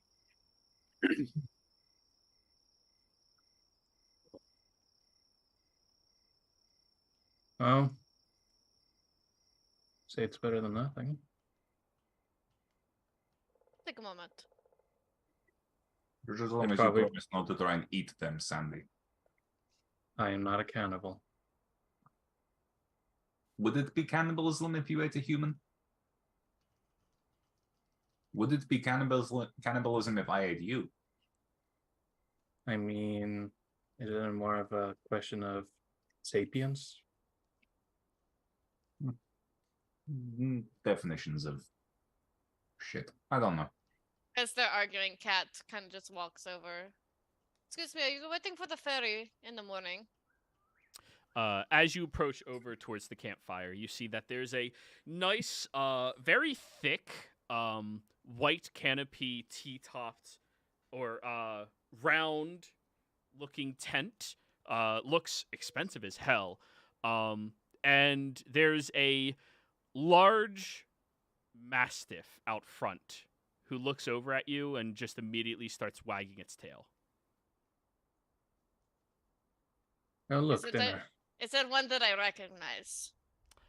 You do roll me a history check, actually. Mm-hmm. Going to use my second advantage out of my 4. 24. 24. Much older by about 3 or 4 years, but yeah, you recognize the dog. Oh, God. Considering you just saw it about a year or so ago in your dream. Right. Oh, good. Oh, It God. stands up, wagging its butt, and moves right over towards you. There's an immediate signal to everyone else of... I did not think that this was going to be an issue, but everyone be on your guard. And she's going to, like... I'm actually going to, since I have it prepared, cast Greater Invisibility on myself and back the fuck up. Alrighty. The dog follows you because it can smell you. Yep. It just keeps following your hand. This is a problem. This is like. Just wanna. No one has seen Cat this freaked out. Okay. Bart will send her a message and go, "What the fuck are you doing? What's going on?" We could have a problem. We need to. We just let this get some distance from here for a moment. We need a moment. And I have to pull out her fucking backstory. While God. she's doing that, I'm gonna kind of squat down and call the dog over with A whistle? and I'm gonna with the whistle, and I'll pull out my plate of leftovers. Okay. Go ahead and roll me an animal handling check. Cool. No advantage for roast beef.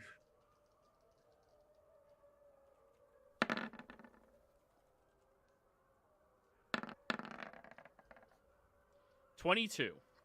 22. Your boy.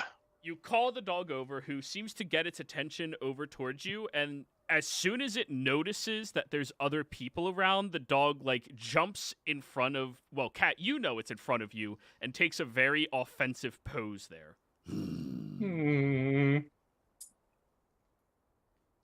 Monkey, this dog has been very well trained by the looks of it. It hasn't attacked you, but it does view you as a stranger, and it seems to be protective over Cat. As it has that, you hear from inside the tent, "Boy, down! Please!" Ugh. I can't remember his name. God damn it! Boris? And remember the dog's name. It's the person that goes with him. Oh. And I'll put the rest of the plate down for the dog, and I'll kind of back up so that he can eat it, and then I'll just kind of back up maybe like 5 feet. Boris! And sit. In Celestial, Cat will talk to Boris. Go to the tent. It's all right. Go listen. Backs away and heads over towards the tent. And you all hear an unbuckling of buckles from the inside of the tent. As Katarine, now you recognize that tent from your homeland. It's super well insulated. You know it's filled with some of the thickest woolly mammoth fur that you could ever find. And it pops out as you all see a nerdy looking elven man with big glasses who leans his head out and a sharpened nose. Boris, what is wrong? What is going on?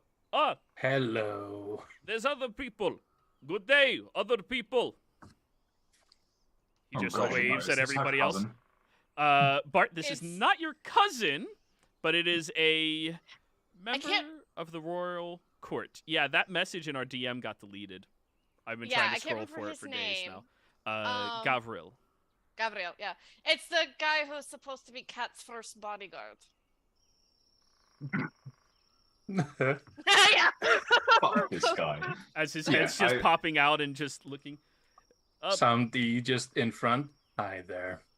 Well, hello there, friend. How are you today? And he steps out and grows to a solid 6'2" man with broad, hulking, he's got an powerful What a prick. looking arms as he steps out and walks directly up to you, Samdi, and sticks his hand. The name is Gabriel. It is a pleasure to meet you. Gives you a very too. charming sideways smile. I have never quite seen a elven man so jacked.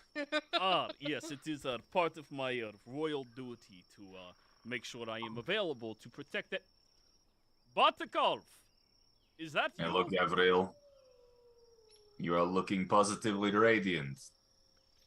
How have you been? You are looking well. Is Katarine here? There's a hand on his shoulder, and I'm preparing to cast banishment. What Whose the shoulder? What are you doing here? Oh, you're touching his shoulder? Yeah. Alrighty. I need you to give me a dexterity saving throw as his knee-jerk reaction is grab, twist, and flip you onto your back. Jesus Christ, all of you. Cats are in his natural position. So, I was like, I kind of your hope I roll low, but hand that's just touches, me personally. He grabs, twists, trips you, and slams you flat onto your back, and his hand is like pressed over your chest on top of your neck, pinning you to the ground. What is the meaning of this? I need you to give me a Constitution saving throw to maintain concentration on your spell. At disadvantage, he is a Mage Slayer. Savage. 15. You maintain concentration on your spell, but you are pinned down to the ground as he's holding your invisible wrist, making sure it's not able to move, and holding your chest and neck down with his other hand. When you look up at him, last time you saw him, he was a lot smaller, nowhere near as built, and for an elf, he even has chest hair. I think I was muted when I said this. I have a question. Yes. Can you featherfall that? If you want it to be more romantic, you absolutely can. Yep. Reaction, featherfall. Gracefully falls to the ground, getting pinned by it. What is the meaning of this, Batikov? It is Catherine dropped the damn invisibility. Wait, Catherine. She drops it, and she's like, you have 6 seconds to tell me why you're here or you're going into another realm. You all watch as his face turns a bright, vibrant red immediately as he looks at where his hand is and relinquishes and shoots backwards, standing at attention. I am here searching for you, princess. Why would you be here? It is I think he just said he was searching for you, and Under we your are father's here. orders or your own? I am here under my father's order. I am searching for you under my own accord. You have a lot of Oh. explaining to do. Of course, princess. I did not mean the disrespect for touching you. It was completely by accident. It is my training takes over. I'm sure you can understand. I'm. Good God, I see you still have not been able to extricate that stick from your ass. Calm down. You're one to talk. I will put a stick up your ass in a minute. Shut up.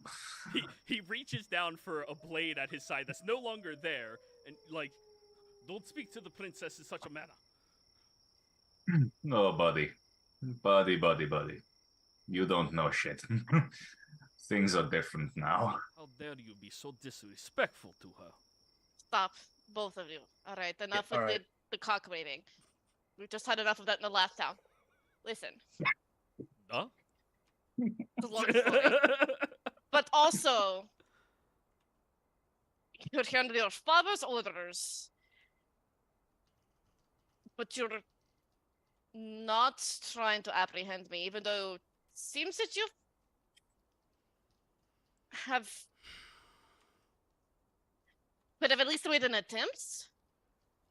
I sent word and letter. Once we had word that you were in a place here called Casino. Word traveled out that you were there, and I sent a messenger hawk to go find you. I hope it did find you. It was maybe 8 months ago or so. We have been out of casino for longer than that. Ah, well, the kingdom is, it's in a state, and my father wanted me to make sure that none of the old rulers were coming back. He took care of everyone else, Except you. except for me.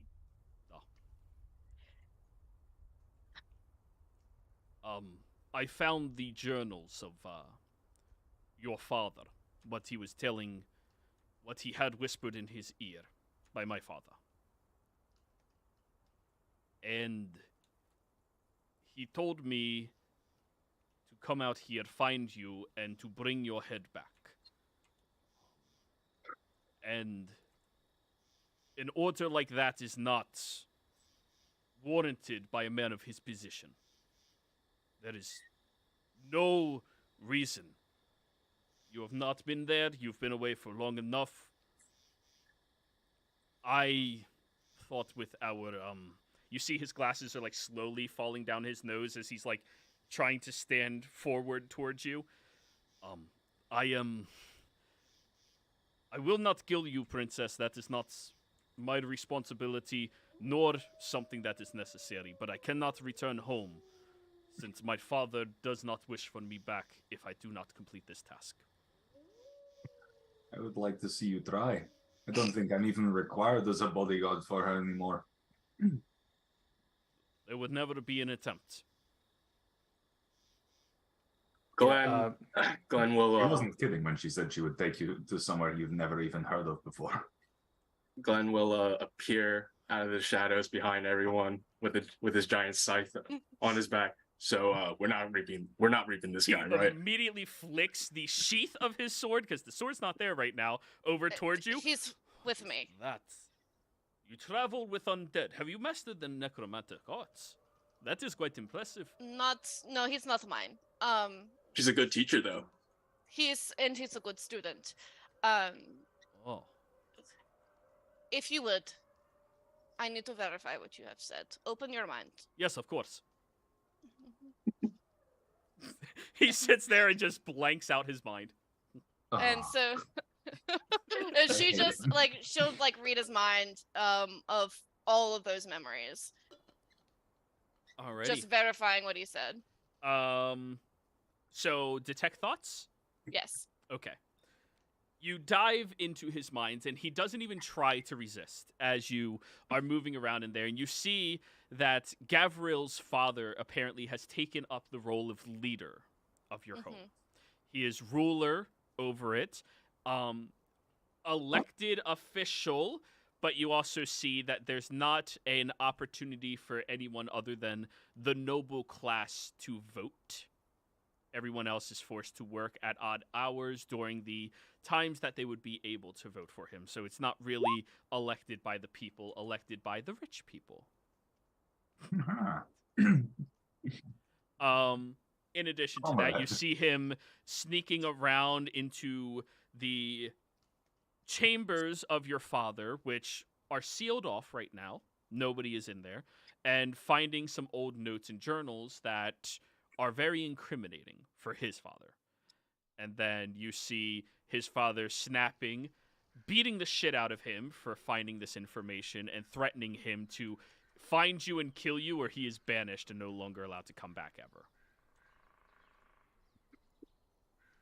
Such a nice dad. Did not realize things were so bad. On the contrary, the city is flourishing right now. Everybody is fed very well. There is a system in place for clergy in order to heal people, even the commoner folk, and they can work it off instead of paying out front for it. The city has trade routes set up with 2 other kingdoms within the reaches. But the situation that came about in order to install all of these policies is, it is unbecoming. It's there's there's among this group who do not know the entirety of what's happened. Well, let's not I get know into too Glenn much for detail. certain. Let's not get into too much detail about exactly what happened on those last few hours. Glenn specifically, I don't think you have heard a good bit of it. The reason I am here and not home is because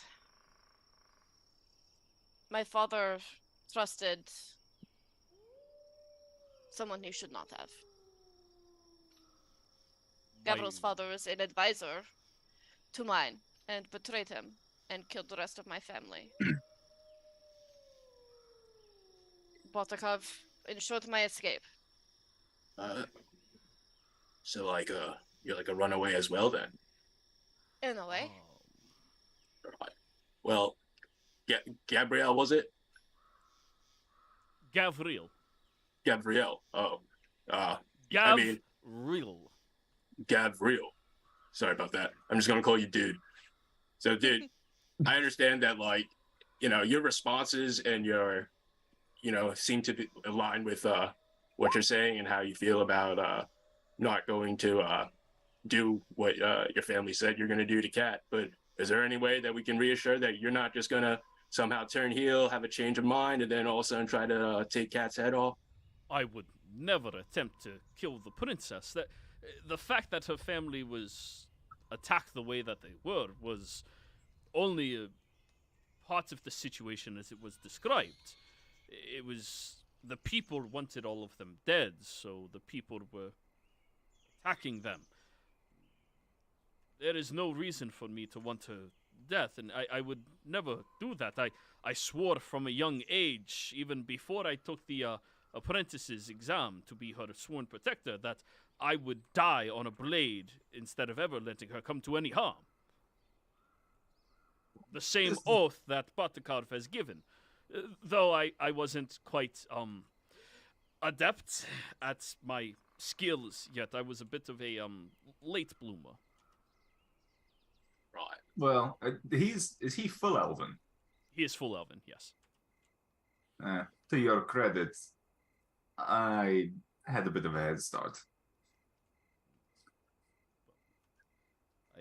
I assure you now, Princess, I am perfectly capable of protecting you under any circumstances. I've trained relentlessly. I'd run 6 miles every single day. My push-up counts go until my arms can no longer lift, and Kat kind of like capable of bench pressing boulders that weigh well over 350 pounds. Kat looks the part. And your recent exertions with what? Or the Kutra? I mean, it could have been as strenuous. Impressive, dude. You and I both know that my skills are not based upon my physical prowess. I will Do not lean make me towards. show you. Yeah, monkey? I will lean towards Glenn, and I whisper, "Awkward." Can we not talk about your sex life? Why here? Why do you keep creating NPCs that I hate, Joey? I did not create this one. I did. That explains everything. Now, not to sound too salty, but how exactly did you escape that particular peasant mob, Gavril? Last I remember, they were taking the pitchforks to all of us in the guard. I was in my father's chambers at his request Of late at course. night. Shock. Yes. That is not your fault. I would have gladly have defended any of you, but back then there's no capacity that I would have been as successful as Batakarv clearly has been. You have a Yeah. phenomenal protector. Well, Eh. I would like to take all the credit, but this no. past couple of years, Catherine has proved perfectly capable of looking after herself. If anything, I'm here to stop her from causing more trouble. And, well, we look out for each other. But it is good to hear that the city is doing well. Shame about the circumstances, but nice to know that the people did actually get what they needed. Nothing worse than a successful coup that just ends people in a worse situation than they had before. And it has been a weight on my mind for some time, but if they are doing well, then it was right to, at least my father's policies were not good for them. The policies that my father insisted that he would have.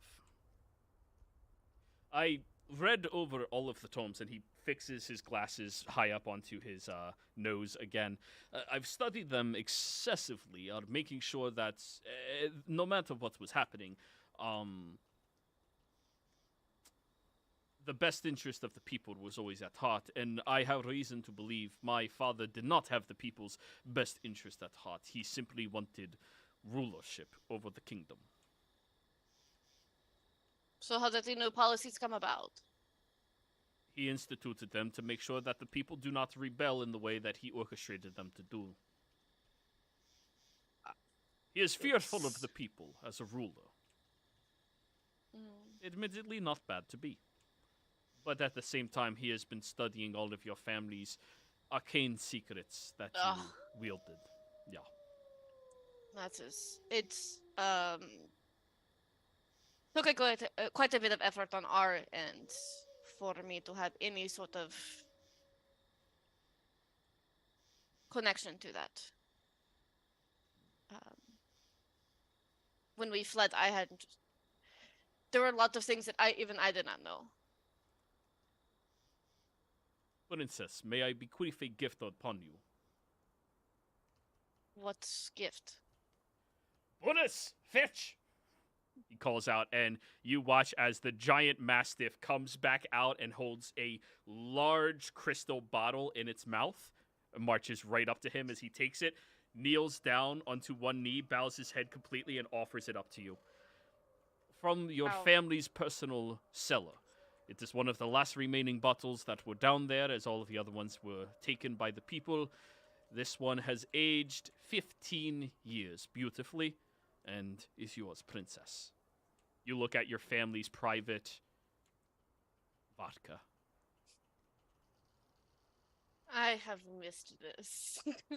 Santi, who's been like snickering in the corner at this entire situation, is going to look at you. So this is the potato wine. Potato wine, sir. This is far more delicious than a potato or a wine ever could be. And that is high praise. We value potatoes more than life itself. Oh, yeah. Of course. Princess, I hope this is a reasonable gift from your home. It is all I was capable of bringing with me. Oh, damn it. It is thoughtful. Thank you. You're going to make me like you, aren't you? He smiles very wide when you say that. And then, like, you see he catches himself, still that incredibly bright red face, and he catches himself and, like, goes back to being stoic. Clearly, he's a strong guard, but he's not a very mannerful one. Do I technically outrank him? Absolutely, you do. Okay. You are her first protector. Yeah. But also, under your sworn oath, even if a protector was to threaten one of the members of the family, it is their sworn duties to lay down on any blade and take it for them. Yeah. At ease, Gavril. You don't need to be at such high attention here. She may still be a princess to you, but unfortunately, I think any claims she has have died. Now she is just Catherine. Sassy bitch. And about the only person I trust with my life as much as she trusts with her, as much as the other way around, so. My oath has not fallen off. I swore it when I was younger, and I hold true to it today. She's also the angel of true harbinger, so she's got that going for her. Ah. Can we not? You're a performer now. That's what you do it for. Okay. They have come up with. I was not a part of creating the name of this group. All right, there is still contention over what we should call ourselves. Yes, and Players at Monkey. Well, if you're performers, I can definitely well, act troop. out as a strong man. You should understand. He you lifts should up the dog understand. and just starts curling it up and down with ease. I am exceptionally strong. It is one of the I have a heightened metabolism is what they call it. That's why I'm not as big as I should be. Yes, princess. Now, I should point out that troop also refers to military strike forces, as in paratroopers, or we send in the troops behind us. So we have formed quite a formidable adventuring party, you could say. You're an adventurer. Yes, we took care of a Deva in casino.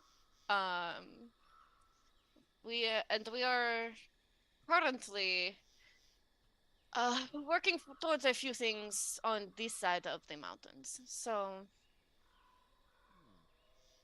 and my manners. These are. She like thinks for a moment. She's like, "This is my friend Somdi."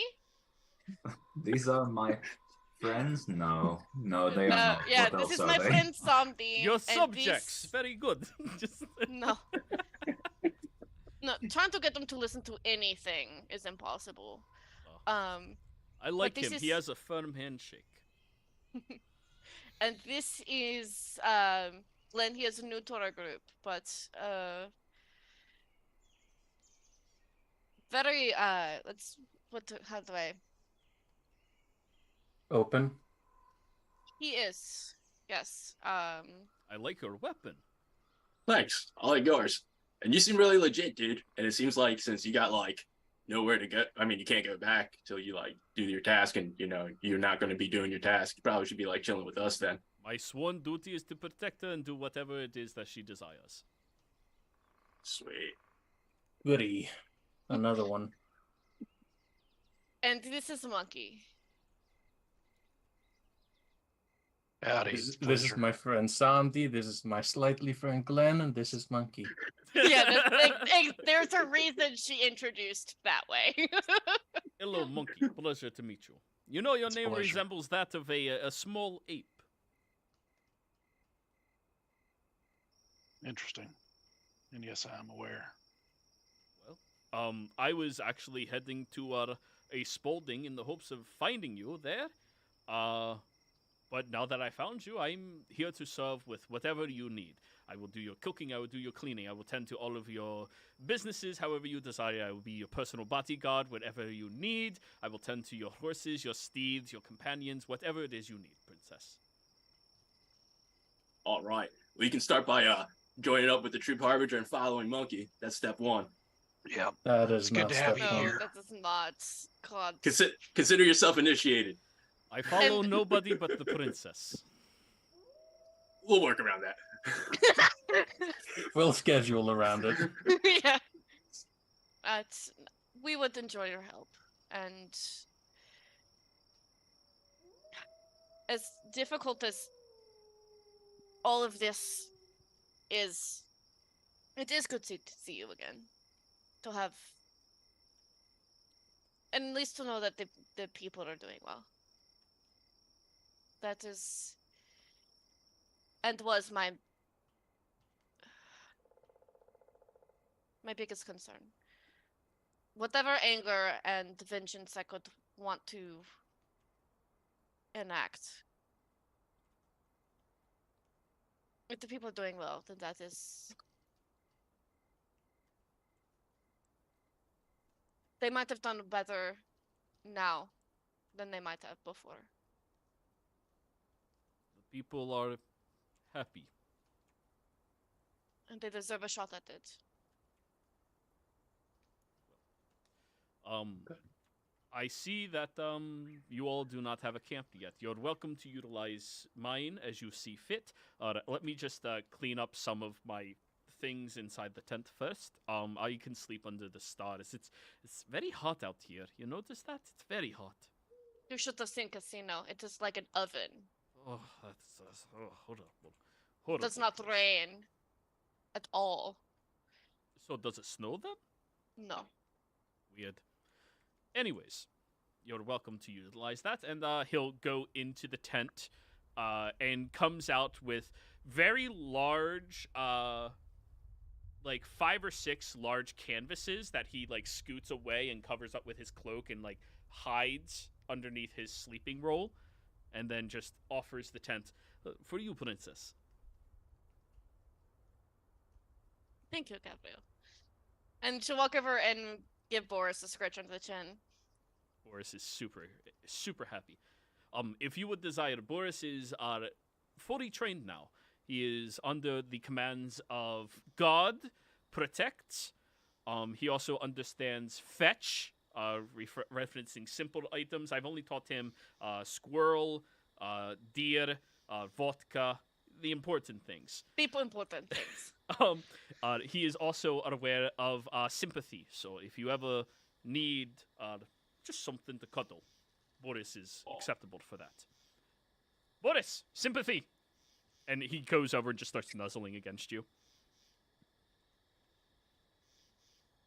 And such a big boy. And she's just like, it's just talking to him in Celestial and just like the baby talk to this dog. What a beautiful Baby language. talk in Celestial sound like. Ah, it's universal. Got it. Baby talk in Celestial is just. Oh no. Sorry, that's infernal. That's infernal. I thought that was abyssal, actually. Walk up to Bart, tap him on the shoulder. I'm still rooting for you. And I'll walk off. I will be sure that Rooting for what? I will be sure that we are packed up and ready to leave. First thing in the morning, we will have a hearty stew to eat as well. I will fetch out a couple of squirrels from the forest. My traps that I've already set out. You've been traveling alone Yes. with all of this Yes. through. Because these. I mean, don't get me wrong. The trip here was not difficult, but I mean, I've heard that there are traveling bandits and stuff on the coasts, and you made it here by yourself. Yes, of course. His giant body must be useful for something. Yeah, have you seen him? He's jacked. Catherine, let's not forget that when we first arrived in this continent, you were about as useful as a teenage girl. I was a teenage girl. Exactly. They're pretty useful. Ew. Mm. No. I'll be honest with you, and a lot of these people out here that, like, I have been attacked a couple of times, but they expect me to be gullible and, fall for simple tricks as travelers, and it's very obnoxious. And not to mention the one motherfucker, I haven't been able to get these off, and he pulls down these bands, and you see that he has, like, shackle clasps on his wrists with the chain just dangling off of them. But I broke through it with no problem. I just can't pick the lock. Monkey, would you be of assistance? I can give it a try. Oh, wonderful, sir. Oh, I stole a set of these tools from one of them as well. And he hands you a bloody set of thieves' tools. Cool. That'll help. That'll help. Monkey's still wearing an earpiece. No. He's the only one that's not. Damn it. Actually, when Kel, how did that happen? Because Oh, Glenn no, showed up Kel before would have Kel. given it to you. So, yeah. Kel then you would have, one. yeah. Yeah. Yeah, he did 100%. give it. So I Yeah, gave it back, Bart will which is- just like tap his earpiece, open a line to Monkey, and say, "Make them tighter."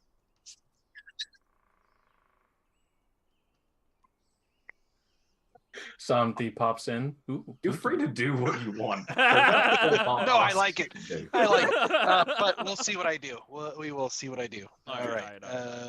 No, somebody was popping in, though? Plus 18. I was joking. What were you gonna say? Kinky. I was just going to say, ooh, kinky. All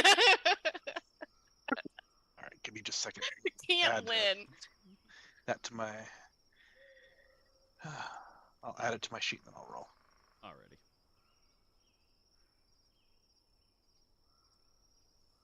Come on, roll 20.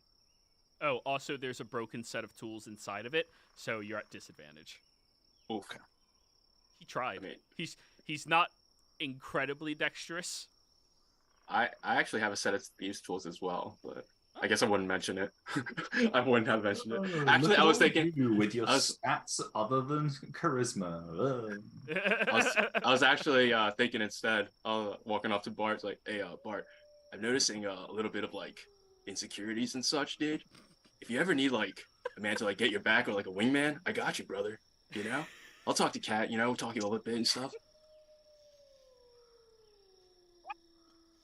Just on the table, and I'll back away. I took that away. I was like, no. Bartakov, before you leave, I'll wake you up at dawn so we can go do our regiment training. If you still do that, of course. Do I? Do you? I fucking don't. I'm pretty sure Bart doesn't. No. But I'm I'm gonna actually have to picturing- now. You came here with a 14 strength over the year, and now it's down to 13. Like, Yeah. I'm picturing Hey. Bart having like a slight pudge underneath the armor that we can't see. Yeah. he's shredded. Right. He's shredded, man. He is good. But just a little pouch, Like, little there's- pooch. Oh yeah, he There's has to try to have a 4-pack, you know. Just... Yeah. It's just like it's just enough where it's like he's gotten cozy and now there's competition. Yeah, it's like the Marine who's 2 years post retirement, and then just some guy fresh out of basic. Like, oh come on, I don't need this. With disadvantage, so roll twice. Okay. Yep. That is Any adjustment to that? That was dexterity. Which So that would is be 5. So that'd be a 17 and a 19. 17's high enough. You end up unclasping the clasps from him, and they fall to the ground. Oh, that is so much better. You know, my wrists were turning like weak and almost girly because I haven't been able to exercise them properly. So now, Yeah, I understand that. now I can start doing my easy curls. You know, I'll see you at sunrise. I'm getting some sleep. wonderful, Botakov. And he will hum as he As packs he up. walks into his tent, Bart's just gonna like swish his cloak, revealing the shredded thighs Oh, of his thighless armor. he's not going into the tent. He gave it to Katarine. I've got my own damn tent. Oh, you mean when you go into your tent? Okay. Yeah. Yeah. You said when he goes in. I No. I said when Bart goes into his tent. Sorry, I was referring to the third person. I understand. Um, Second. Yeah. Damn. may have a belly, but I've still got glutes that'll make a grown man cry. It's the important that's- things. Yeah, I'm not saying you have a big belly, but I was just probably not like when you were fully trained and doing it every day, and it just kind of. Yeah. The worst thing is, I've never been that built, but I know how Bart feels right now because I used to be cut when I was when I was like 55 kilos, And now you're like, 20 pounds dripping wet. mentally stable. So Yeah. like, And also not 18. yeah, Yeah. that hurts. Personal Metabolism of experience. 26-year-old sucks. From personal experience, I used to have a 6-pack, and then it turned into a 40. Now it's a keg. Yeah. You're a dad, you have an excuse. So, early in the morning, Bart, you have your tent flap like padded upon, as you are not any longer trained to wake up at dawn every single day. Bartakov, are you getting ready in there, sir? I've already begun. You're 40 push-ups behind. Oh, God. And to be fair, Bart still gets up relatively early. Not crack of the sparrow's arse early, but early enough. Yeah, Like, he's getting ready, Yeah. but he's not raring to go yet. He's like, I got you. I'll be with you in a moment. Once He'll you're just like get his little bowl of water, splash his face, and just, oh, you can do this. you step outside, he'll offer you a shot glass, a double of vodka. And this I can do. Morning ritual. He cheers it, shoots the vodka, takes an egg, cracks it into his mouth. Oh, Alrighty, let's go. Ha! And Cat's never up early. but she's up early with like with black tea, just sitting by the fire, just like I've got to see this. Yeah. I was Princess. just looking at her like, you bitch. Princess, I hope Why? this is not disrespectful, for it's so hot here, I don't feel comfortable sweating in my shirt as I'm traveling. Is this okay? That's perfectly fine. That is alright. And he takes off his shirt, and he's like the most V-shaped, fucking fit, 8-pack looking nerdy guy you've ever seen. So Glenn would definitely be awake for this as well. He's only sleeping for 4 hours of the day, so it's I like, hate damn. all of you. But yeah, Bart, like, fine, takes off his, like, shirt. And he's You're he's good, a dude. little Like, more you're a bristly. good-looking guy. Also, I'm a half-elf, so I have more body hair. I have the That's Russian true. standard of body hair. You do, yeah. And he may or may not have taken some time last night to, like, trim it around his muscles. Like, "Grr. Okay, we're good. Some contouring. Yeah. Alrighty, so you watch early in the morning as Glenn, Bart, and Gavril start running around the campsite, moving up and down the river, back and forth. Bart, I do need you to roll me an athletics check. Glenn, you're a monk, no check needed. I'm going to use my game advantage on this. Yep. Come on, guys, keep That's up. what it does. Oh, come on. Well, I saw the 19 and I was like, yeah, oh, it hey, rolled. before modifiers, you tied with him. Thank God. Yeah. So at the end. Oh, but of... he has modifiers, doesn't he? Oh, he has modifiers. And proficiency. And proficiency, yeah. He is. At the end of the 2 miles, Bart, you end up leaning forward onto your legs. As Glenn, you're like, whew, all right, that was actually like a good 2-mile jog to start off in the morning. And Gavril's sitting there just doing like knee highs, like running in place. Like, oh, that's a great start, Buttercup. It's awesome. It's not the same having all of our practice dummies, and I don't have that massive bale of wheat on my back that I'm supposed to transport around the town or anything. But this is good. It's a good start. Alrighty, what are we doing next? Sit-ups, crunches, suicides. Where are we at? I need to do this to see how much of it I let him see.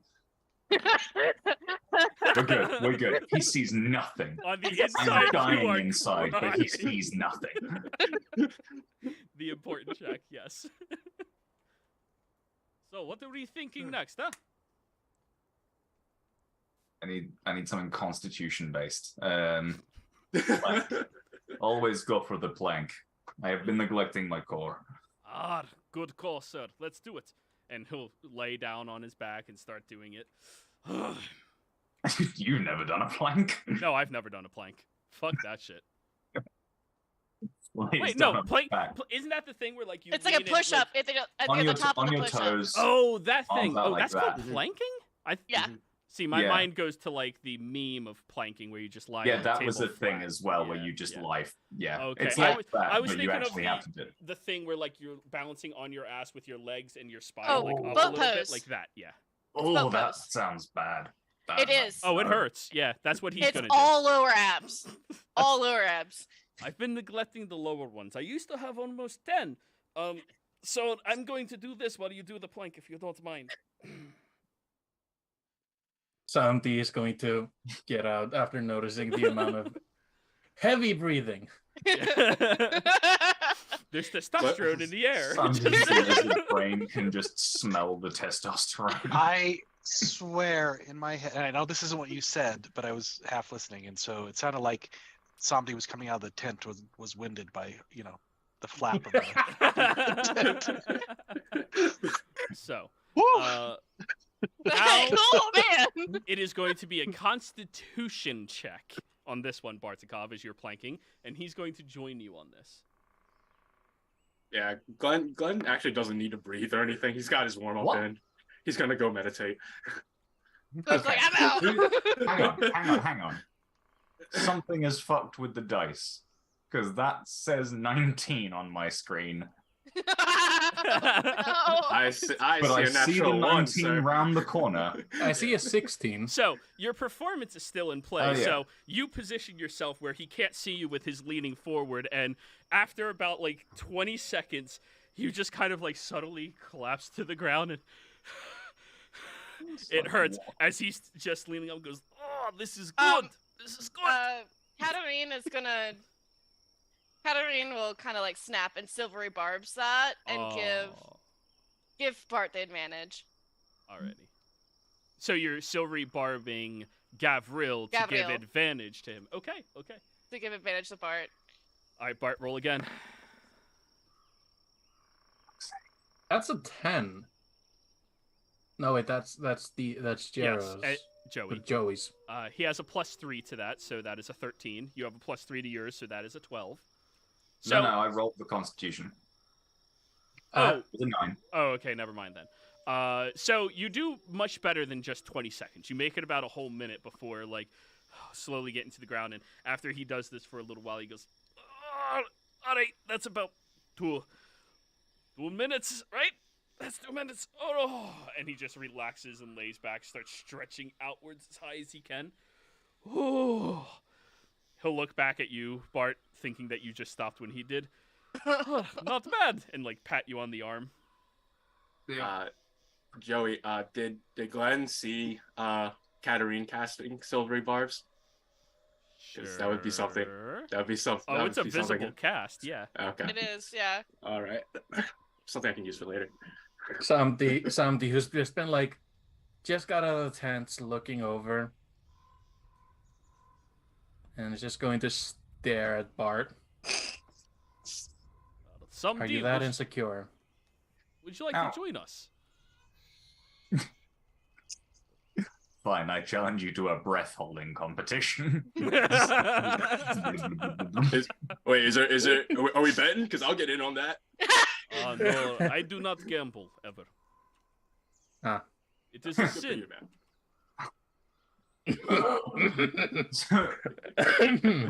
What? Oh God, he's at our party now. Oh man. Remind me, Poor boy. would all of the palace guards be trained as paladins or as mixes? Depending on what your proficiency would be in. You showed an aptitude for your devotion to your word, which is what put you into the realm of paladin training. He showed an aptitude to maintaining animals as well as having incredibly high intellect. So when you knew him, he was either going to be trained in ranger, where he would have an animal companion, or he would have been trained in eldritch knight. Okay. Yeah, so Either way, I can't try and pull some magic bullshit on him. He's aware of some form of magic, rather if it's nature or if it's arcane in nature. Oh no, I'm not necessarily caring whether he's aware of it. I'm just thinking he'll be able to match me if I try and like misty step ahead of him in a race. Maybe. Yeah, We'll find out. We're not pulling that. We're not doing that. Sandy, who listens, who's like watching this, and as he says, it's a sin. Sandy just slowly turns the cat. Didn't you come through casino? Then she kind of like looks over. What? And this is all in her head. What? Something. No, nothing. Just Huh. your new bodyguard seems to have a higher opinion than you do. It's interesting. He was always very Naive. yes. First rule of looking after the princess. Your morals are now flexible. That was lesson one. Day one of your assignment is this. Remember all those rules you had to follow as part of the regular guard? Yeah, those now are more like guidelines. She'll do what she wants. Just make sure she doesn't kill anyone or herself. Yeah, that's... And if she kills anyone, don't let her get caught. Cover it up, yeah. Or take the blame, that's... Yeah. Alright, Buttercup. Now, I finally gained access to my wrist again, so do you want to do some curls with me? I have this wonderful weighted bar inside of my tent. And he goes over and pulls out this nice long rod where he has to, like, double fist, and, like, he'll hand it over to you. Yes. You started that. That was. Oh, I know. I I know made what it- I'm doing. I made it through Rod. It was double fist. Guys, she has been waiting like 6 months for this NPC to come I in. have. We're This enjoying this, is- so. I planted this seed like 6 months ago. Mhm. And you guys kept God damn fucking moving. So now he's here. But anyways, Bart, he'll hand it over, and you notice that this thing weighs probably a good like 30, 40 pounds. It's a personal training I've been doing. It's a way to make sure that your weapons cannot be easily parried out of your hands from somebody else. You strengthen up your wrists by curling it up and forth, but keeping your arms perfectly straight the entire time. And so you hold it like this, and No, like this, sideways, so you can get both of them Okay. side by side. You need to You make sure sure you your don't- arms are straight out. you might want to put one on sort of like an oscillating shaft on it, so you can get some good. Well, you're supposed to curl up and then down, like this, yeah. Oh. Ah. You're There's not like gonna- there's a very stern stop it in Bardakov's head. Oh Like, no, please continue. Oh, it's I hope you all know I'm always in your head. And he'll do that for about like 20 reps before having to rest, and then 20 more, and then having to rest, and then 15, and then having to rest, and then 10, and then having to rest, and then he can do 5 just barely, and that is where he ends. Good. I Strengthening you. do have a question. Yes, princess. Well, this is just Oh. out of this is for Jerry. He took some of his personal stuff out of the tent, but did he leave like anything else in there? When you got in there, you saw that there was one of the palace pillows, as well as one of the fine woolen blankets that they have, that he did leave in there for you as well in case you needed. Aside from that, there is a large bear pelt rug that you can like step around instead of having to have the dirt or anything else on you, and it's perfectly clean. It's very well maintained. Like, this looks very, very well maintained. Were you going to search through to see if there was anything else in here that he forgot to pick up? Yep. All right, investigation. I'm going to use God. another advantage. You're all so petty. So petty. 28. Oh dear God, Mikey, no. He had a sketchbook underneath the bear pelt, Uh-oh. or tucked into the bear's mouth of the pelt. Mm-mm. What'd you find? Are you going to go through his personal sketchbook? She really wants to. In your head? Do it. I feel like Samdi just like periodically throughout the night, not knowing what anybody is doing, just encourages bad behavior with that. Just Oh yeah, absolutely. There's Do it. like you just hear every once in a while, do it. And he just so she will. Oh, All right, I can read our surface thoughts. okay. You may not want to.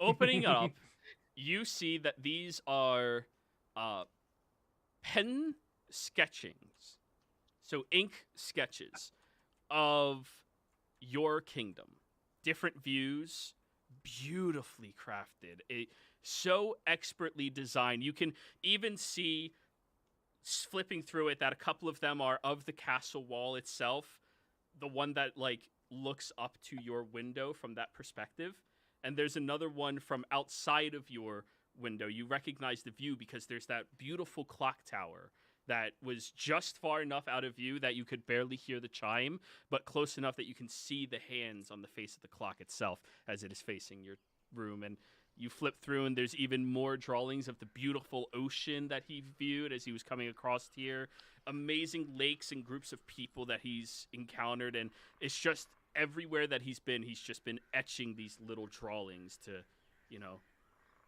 keep. I will hang on to that memory and put it back where I found it. Kind of creepy. Most of them from your homeland was from your room or of your room. Jumpy. a very detailed drawing of Catherine's bed. Like, No, it was No, it was like it's- the grounds looking up at the window. That's still a bit strangely detailed. If he was plans for how to unattractive, it climb would in be through creepy, that but he's window. very attractive. So, That's 50 Shades of Grey and Leonard, you know? Like, it's, there's a difference. and somebody's going to say, "What? I was curious too."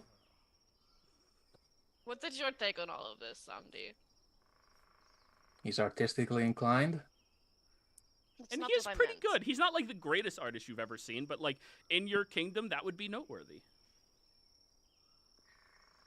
Besides the fact that he still calls you princess, which means he still views you as a princess. I mean, I still am. Yeah, but you have no claim. We both know what you sacrificed. I feel like that's part of the thing. The only person who still calls her princess has been exiled and told to kill her. Look, Yeah, I'm that's just kind of. It's like, look. You know that I am the most paranoid one of all of us. right. So take my suggestion with a grain of salt.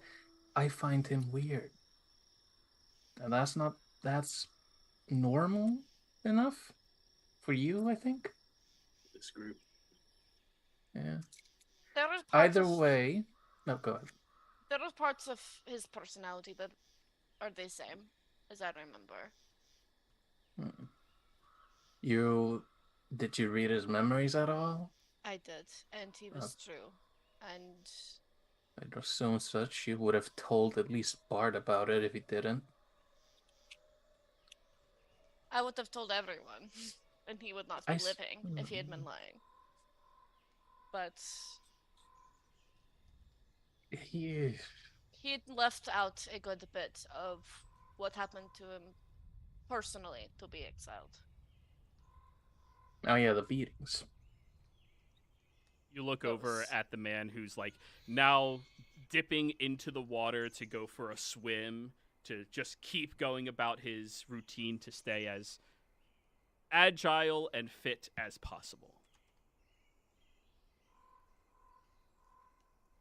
About this No. time, Monkey Go will ahead. wake up. How am I keeping up with the fucking curls at this point? Are you actively doing them? Because Important he's question. distracted by swimming. I don't know whether I would have I would have been doing them after him. Like, okay, I guess we're going blow for blow here. Strength save. Save. Yeah. Okay. See how long you can go with doing this. If you've ever done those, dude, it fucking hurts your forearms like nothing else. I ever done those? Have you seen me? You I end didn't up. get forearms like this from curling. So- I'll tell you that. Let me roll his, just so we're aware where we're standing. You beat him. So, where he had to stop when he got down to 4, you went one more rep of 4. Varlakov's got better forearms. A few extra years of sexual frustration to build up these wrists. Oh God. Anyway, Samdi, who is halfway concerned with what Kat's doing, spying on her essentially, is going to look at Bart.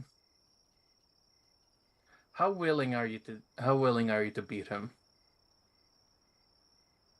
My pride is not that fragile. I don't like him. I think he's an ass, but I don't need to beat him to protect my fragile masculinity. All evidence to the contrary. Fuck off. Seem pretty insecure to me now. Glenn, you and I are going to have a falling out. So, Monkey. I Monkey- may not be strong, but I can still snap you like a twig. Monkey said he was waking up. Monkey. Yeah. Sorry. So as I see him go towards the lake for a swim, I'll pop back into the tent, and about a minute later, Monkey comes out and he's got a Oh God, really he's in a small, Speedo. yeah, like a Speedo thong type swimsuit. Oh no, do we have to The roll for banana dick hammock. size? Nope. Oh We God, got he's Okay. Hasselhoffing it. He's Alright. He's Hasselhoffing it. 6'7". And That It's can mean a lot of Doesn't things. matter how big it is, it looks small. True. and I will go I for a don't swim care as well. how big Shaq's penis is. it still looks small on Shaq. It's the size of a toddler. Just And I'll go for a You swim as speak well. from I'll join you for a experience? swim. Alrighty. So you go out there and you start swimming with him, and he sees and will nod at you. You're a little late to all of the routine workouts this morning, but don't worry, I can go another round for you if you need. Yeah, sure, whatever. It's always good to be in shape. Maybe we can spar a little bit later, keep up our combat skills. You look pretty good at it. Absolutely. I've been working on my combat very specifically. I've actually been training myself on how to handling mages specifically. Good. I've good studied how they tactic. cast, the way that they maneuver themselves, and the way that you can disrupt them. Do you know there's a nice little spot right inside of the wrist that if Do you not hit... tell him that. Love that spot. Love it. From inside the tent. Yeah. Misha's around, all right?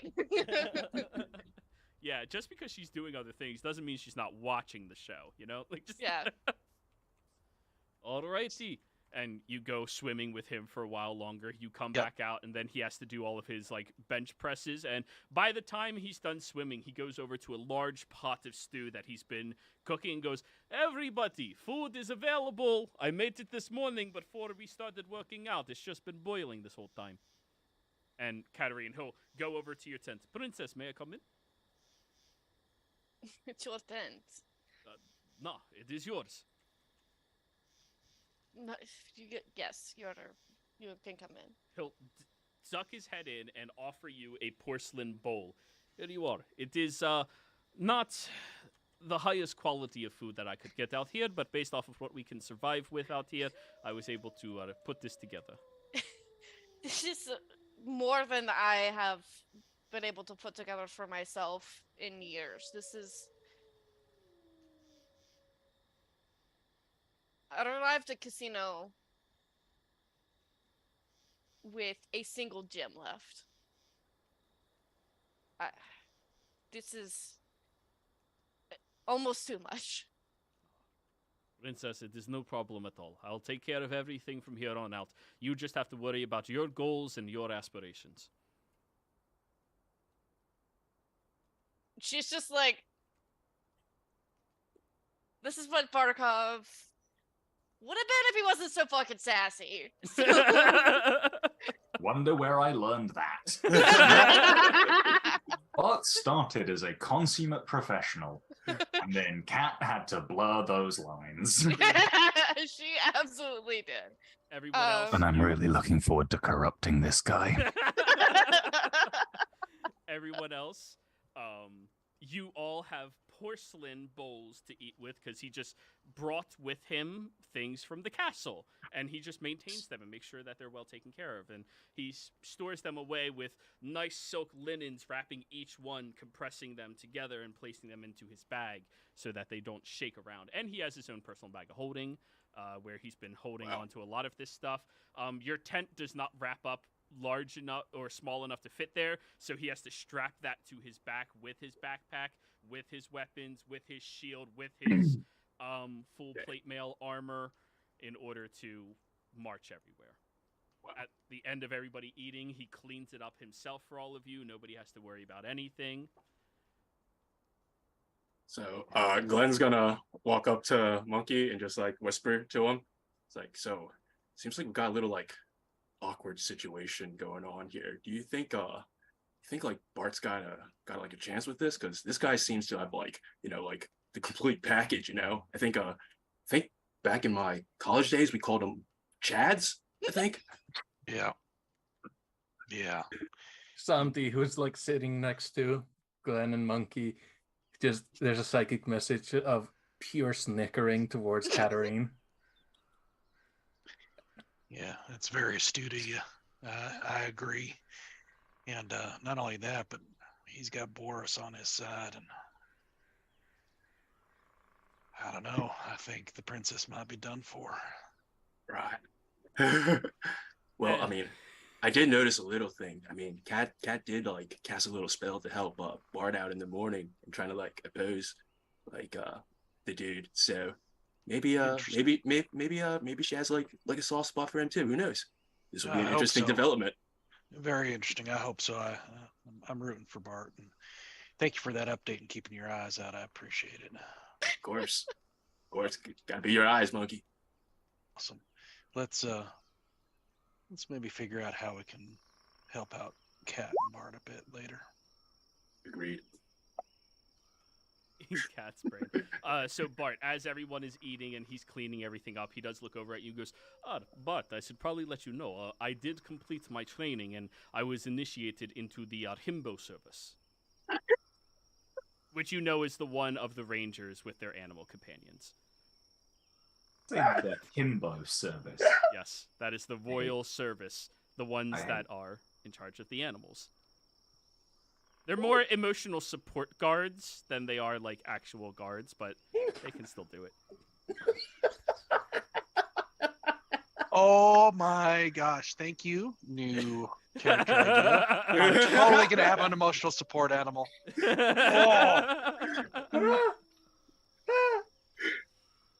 been a long great. time. This is literally just the laughter in Cat's brain. It's the cackling. That was just the best. Oh God. As all of like everything's being put away, like Kat is just kind of like off by herself for a moment, and just it's a lot to take in. Like not just a person from the past, but it's like here are things from the castle. Like this is porcelain she ate off of. Like this is it's a lot to think about.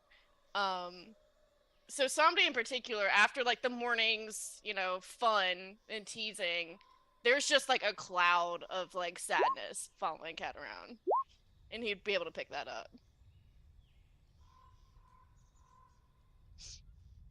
I'm here for you. No, but in all seriousness, you seem rather sad. It is a reminder of how things used to be. I have those, especially in the desert. So you can understand how distance helps. And this is a very upfront reminder. Oh, I had a very gratuitous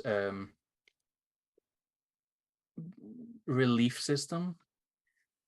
Being able to actually flay the skin of the one that caused this. Yes, I can kinda understand you, but I'm a stage past that. I miss them. I do.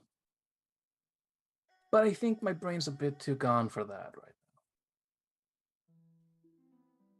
And speaking of that, Sandy, please do try to not murder him. Why would I want that? This is the most entertainment I've had in years. That will work for motivation to keep him alive. Yes. Oh, do expect some sort of interference from Monkey and Glenn. They have their own. They have a horse to pick in this race. They seem rather keen on. Oh, she's not aware of it. I'll say out loud to Glenn and Monkey. It's just like, yep. Continue being sad. Bye. No, but in all seriousness, I am not an emotional support gator. You could probably get a better reaction out of Bard than me. There's a or Boris. Boris would work. As long as he doesn't turn into another monster. That was my first thought. And then the second thought was Gabriel was sent here to kill me and would have followed through on it. It's very unlikely he would have succeeded. Think about it. I know. I kind of wish he tried. I would have just sat back and watched Cat ruin him. I mean, he's a ranger. Bartek, are you not going to defend your princess? I do not need to. You can have her fun. Look, Constant reminders of what you lost are not that good for your mental health. But, considering it's a friendly reminder, it's less traumatic. I am not the person for this. I have no idea how to let people cope. I usually just kill people. Well, Bartakov might need that after the workout he just went through. So, he might wish for death. I tried to help him, but no. Masculinity not fragile enough. What did you try to do? I wanted to see if he wanted haste when he was swimming. That would have been good. It'd be funny if I canceled it halfway through.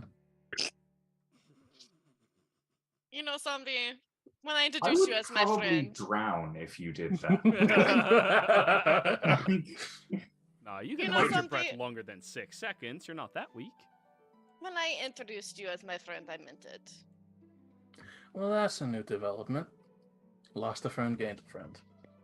Well, I didn't lose him. He's still kicking about somewhere. Yeah. Also, yeah, he was a friend. Still is, technically. I really did not want this to happen. I just hoped he would have picked some other town. Right. If we went to Kernier, we would never have had to do this. But it is what it is. And Yeah, so one last thing to say. I am not the best person to rely upon, but I do have a particular need for you all to survive, so count that as like my guarantee of not betraying you. Because if you die, more people get linked to me. that's true. But for what it's worth, I understand and I accept it and am appreciative of it. And we should really come back out here before Bartakov loses himself. Before he dies of an asthma attack, yeah, that's probably a good idea. I had no idea he was this bad at this. The rigors of a royal guard are extensive. And I can see why people started to revolt. not everyone was subjected to this. So you're telling me these people agreed to this? They did. God. Okay, turns out I am not visiting your homeland. Well, neither am I, so You're just gonna leave that place to itself? if the memories that he had were true, and the people fare very well. It is one person's desire for vengeance against an entire country's well-being. I'll leave you with one word. Or not one word, but one little warning. Revolution always has a positive start. It depends on how the new leader goes about things. Because if you overthrow a dictator who was taxing the populace to pay for anything that isn't just his own personal pockets, the new leader probably starts taxing the people just as much to repair what he just overthrew. But hey, we'll keep an eye on things, and if everything goes prosperously, you can just sit back and know that your home country is doing just fine without you. That came across wrong. No, it came across exactly right. It is. I know this is not a common thing for me to do, but I can put my ego aside. Ooh! Adding that to the bingo card.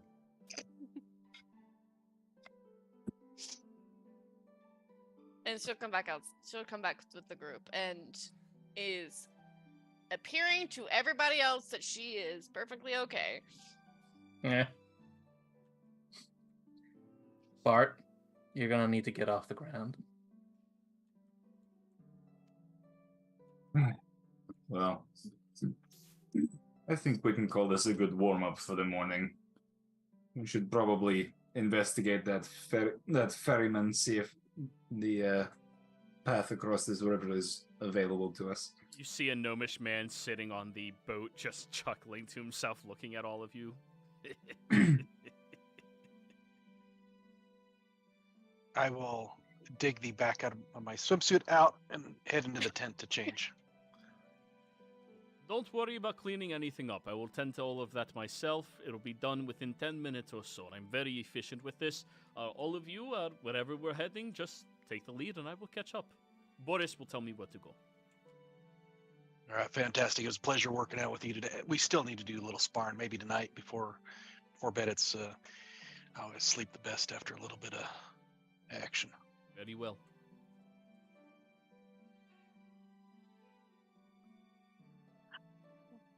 Have a kind of make our way over to the ferry, man. Oh. We Hmm? we would like to have passage across the river. All right, there's 5, 6 of you. 7, technically, with that dog. I'm counting that as a full person. And that'll be 20 gold, princess. 20 gold. Yeah.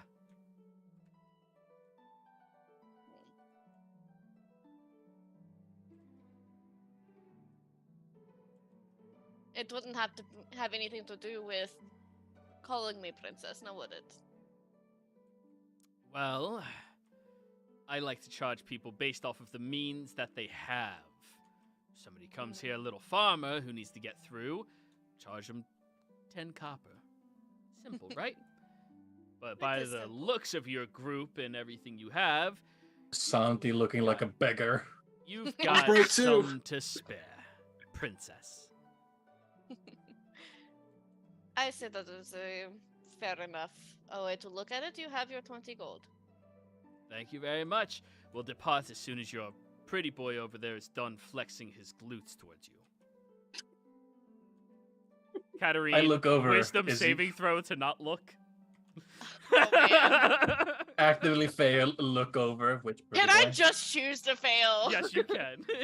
She's just like, there's like that moment of like, and then And notably, Bart does beat this man in at least one department. that ass. God, this entire We're campaign giving you is that going victory, Bart. Thank you. Thank you. Thank you. This has Right. been the most fun morning I've ever had. So, Ugh. Yeah, and Bart now getting dressed into his armor, which is almost more inappropriate than him just in his like 3/4 length casual shorts.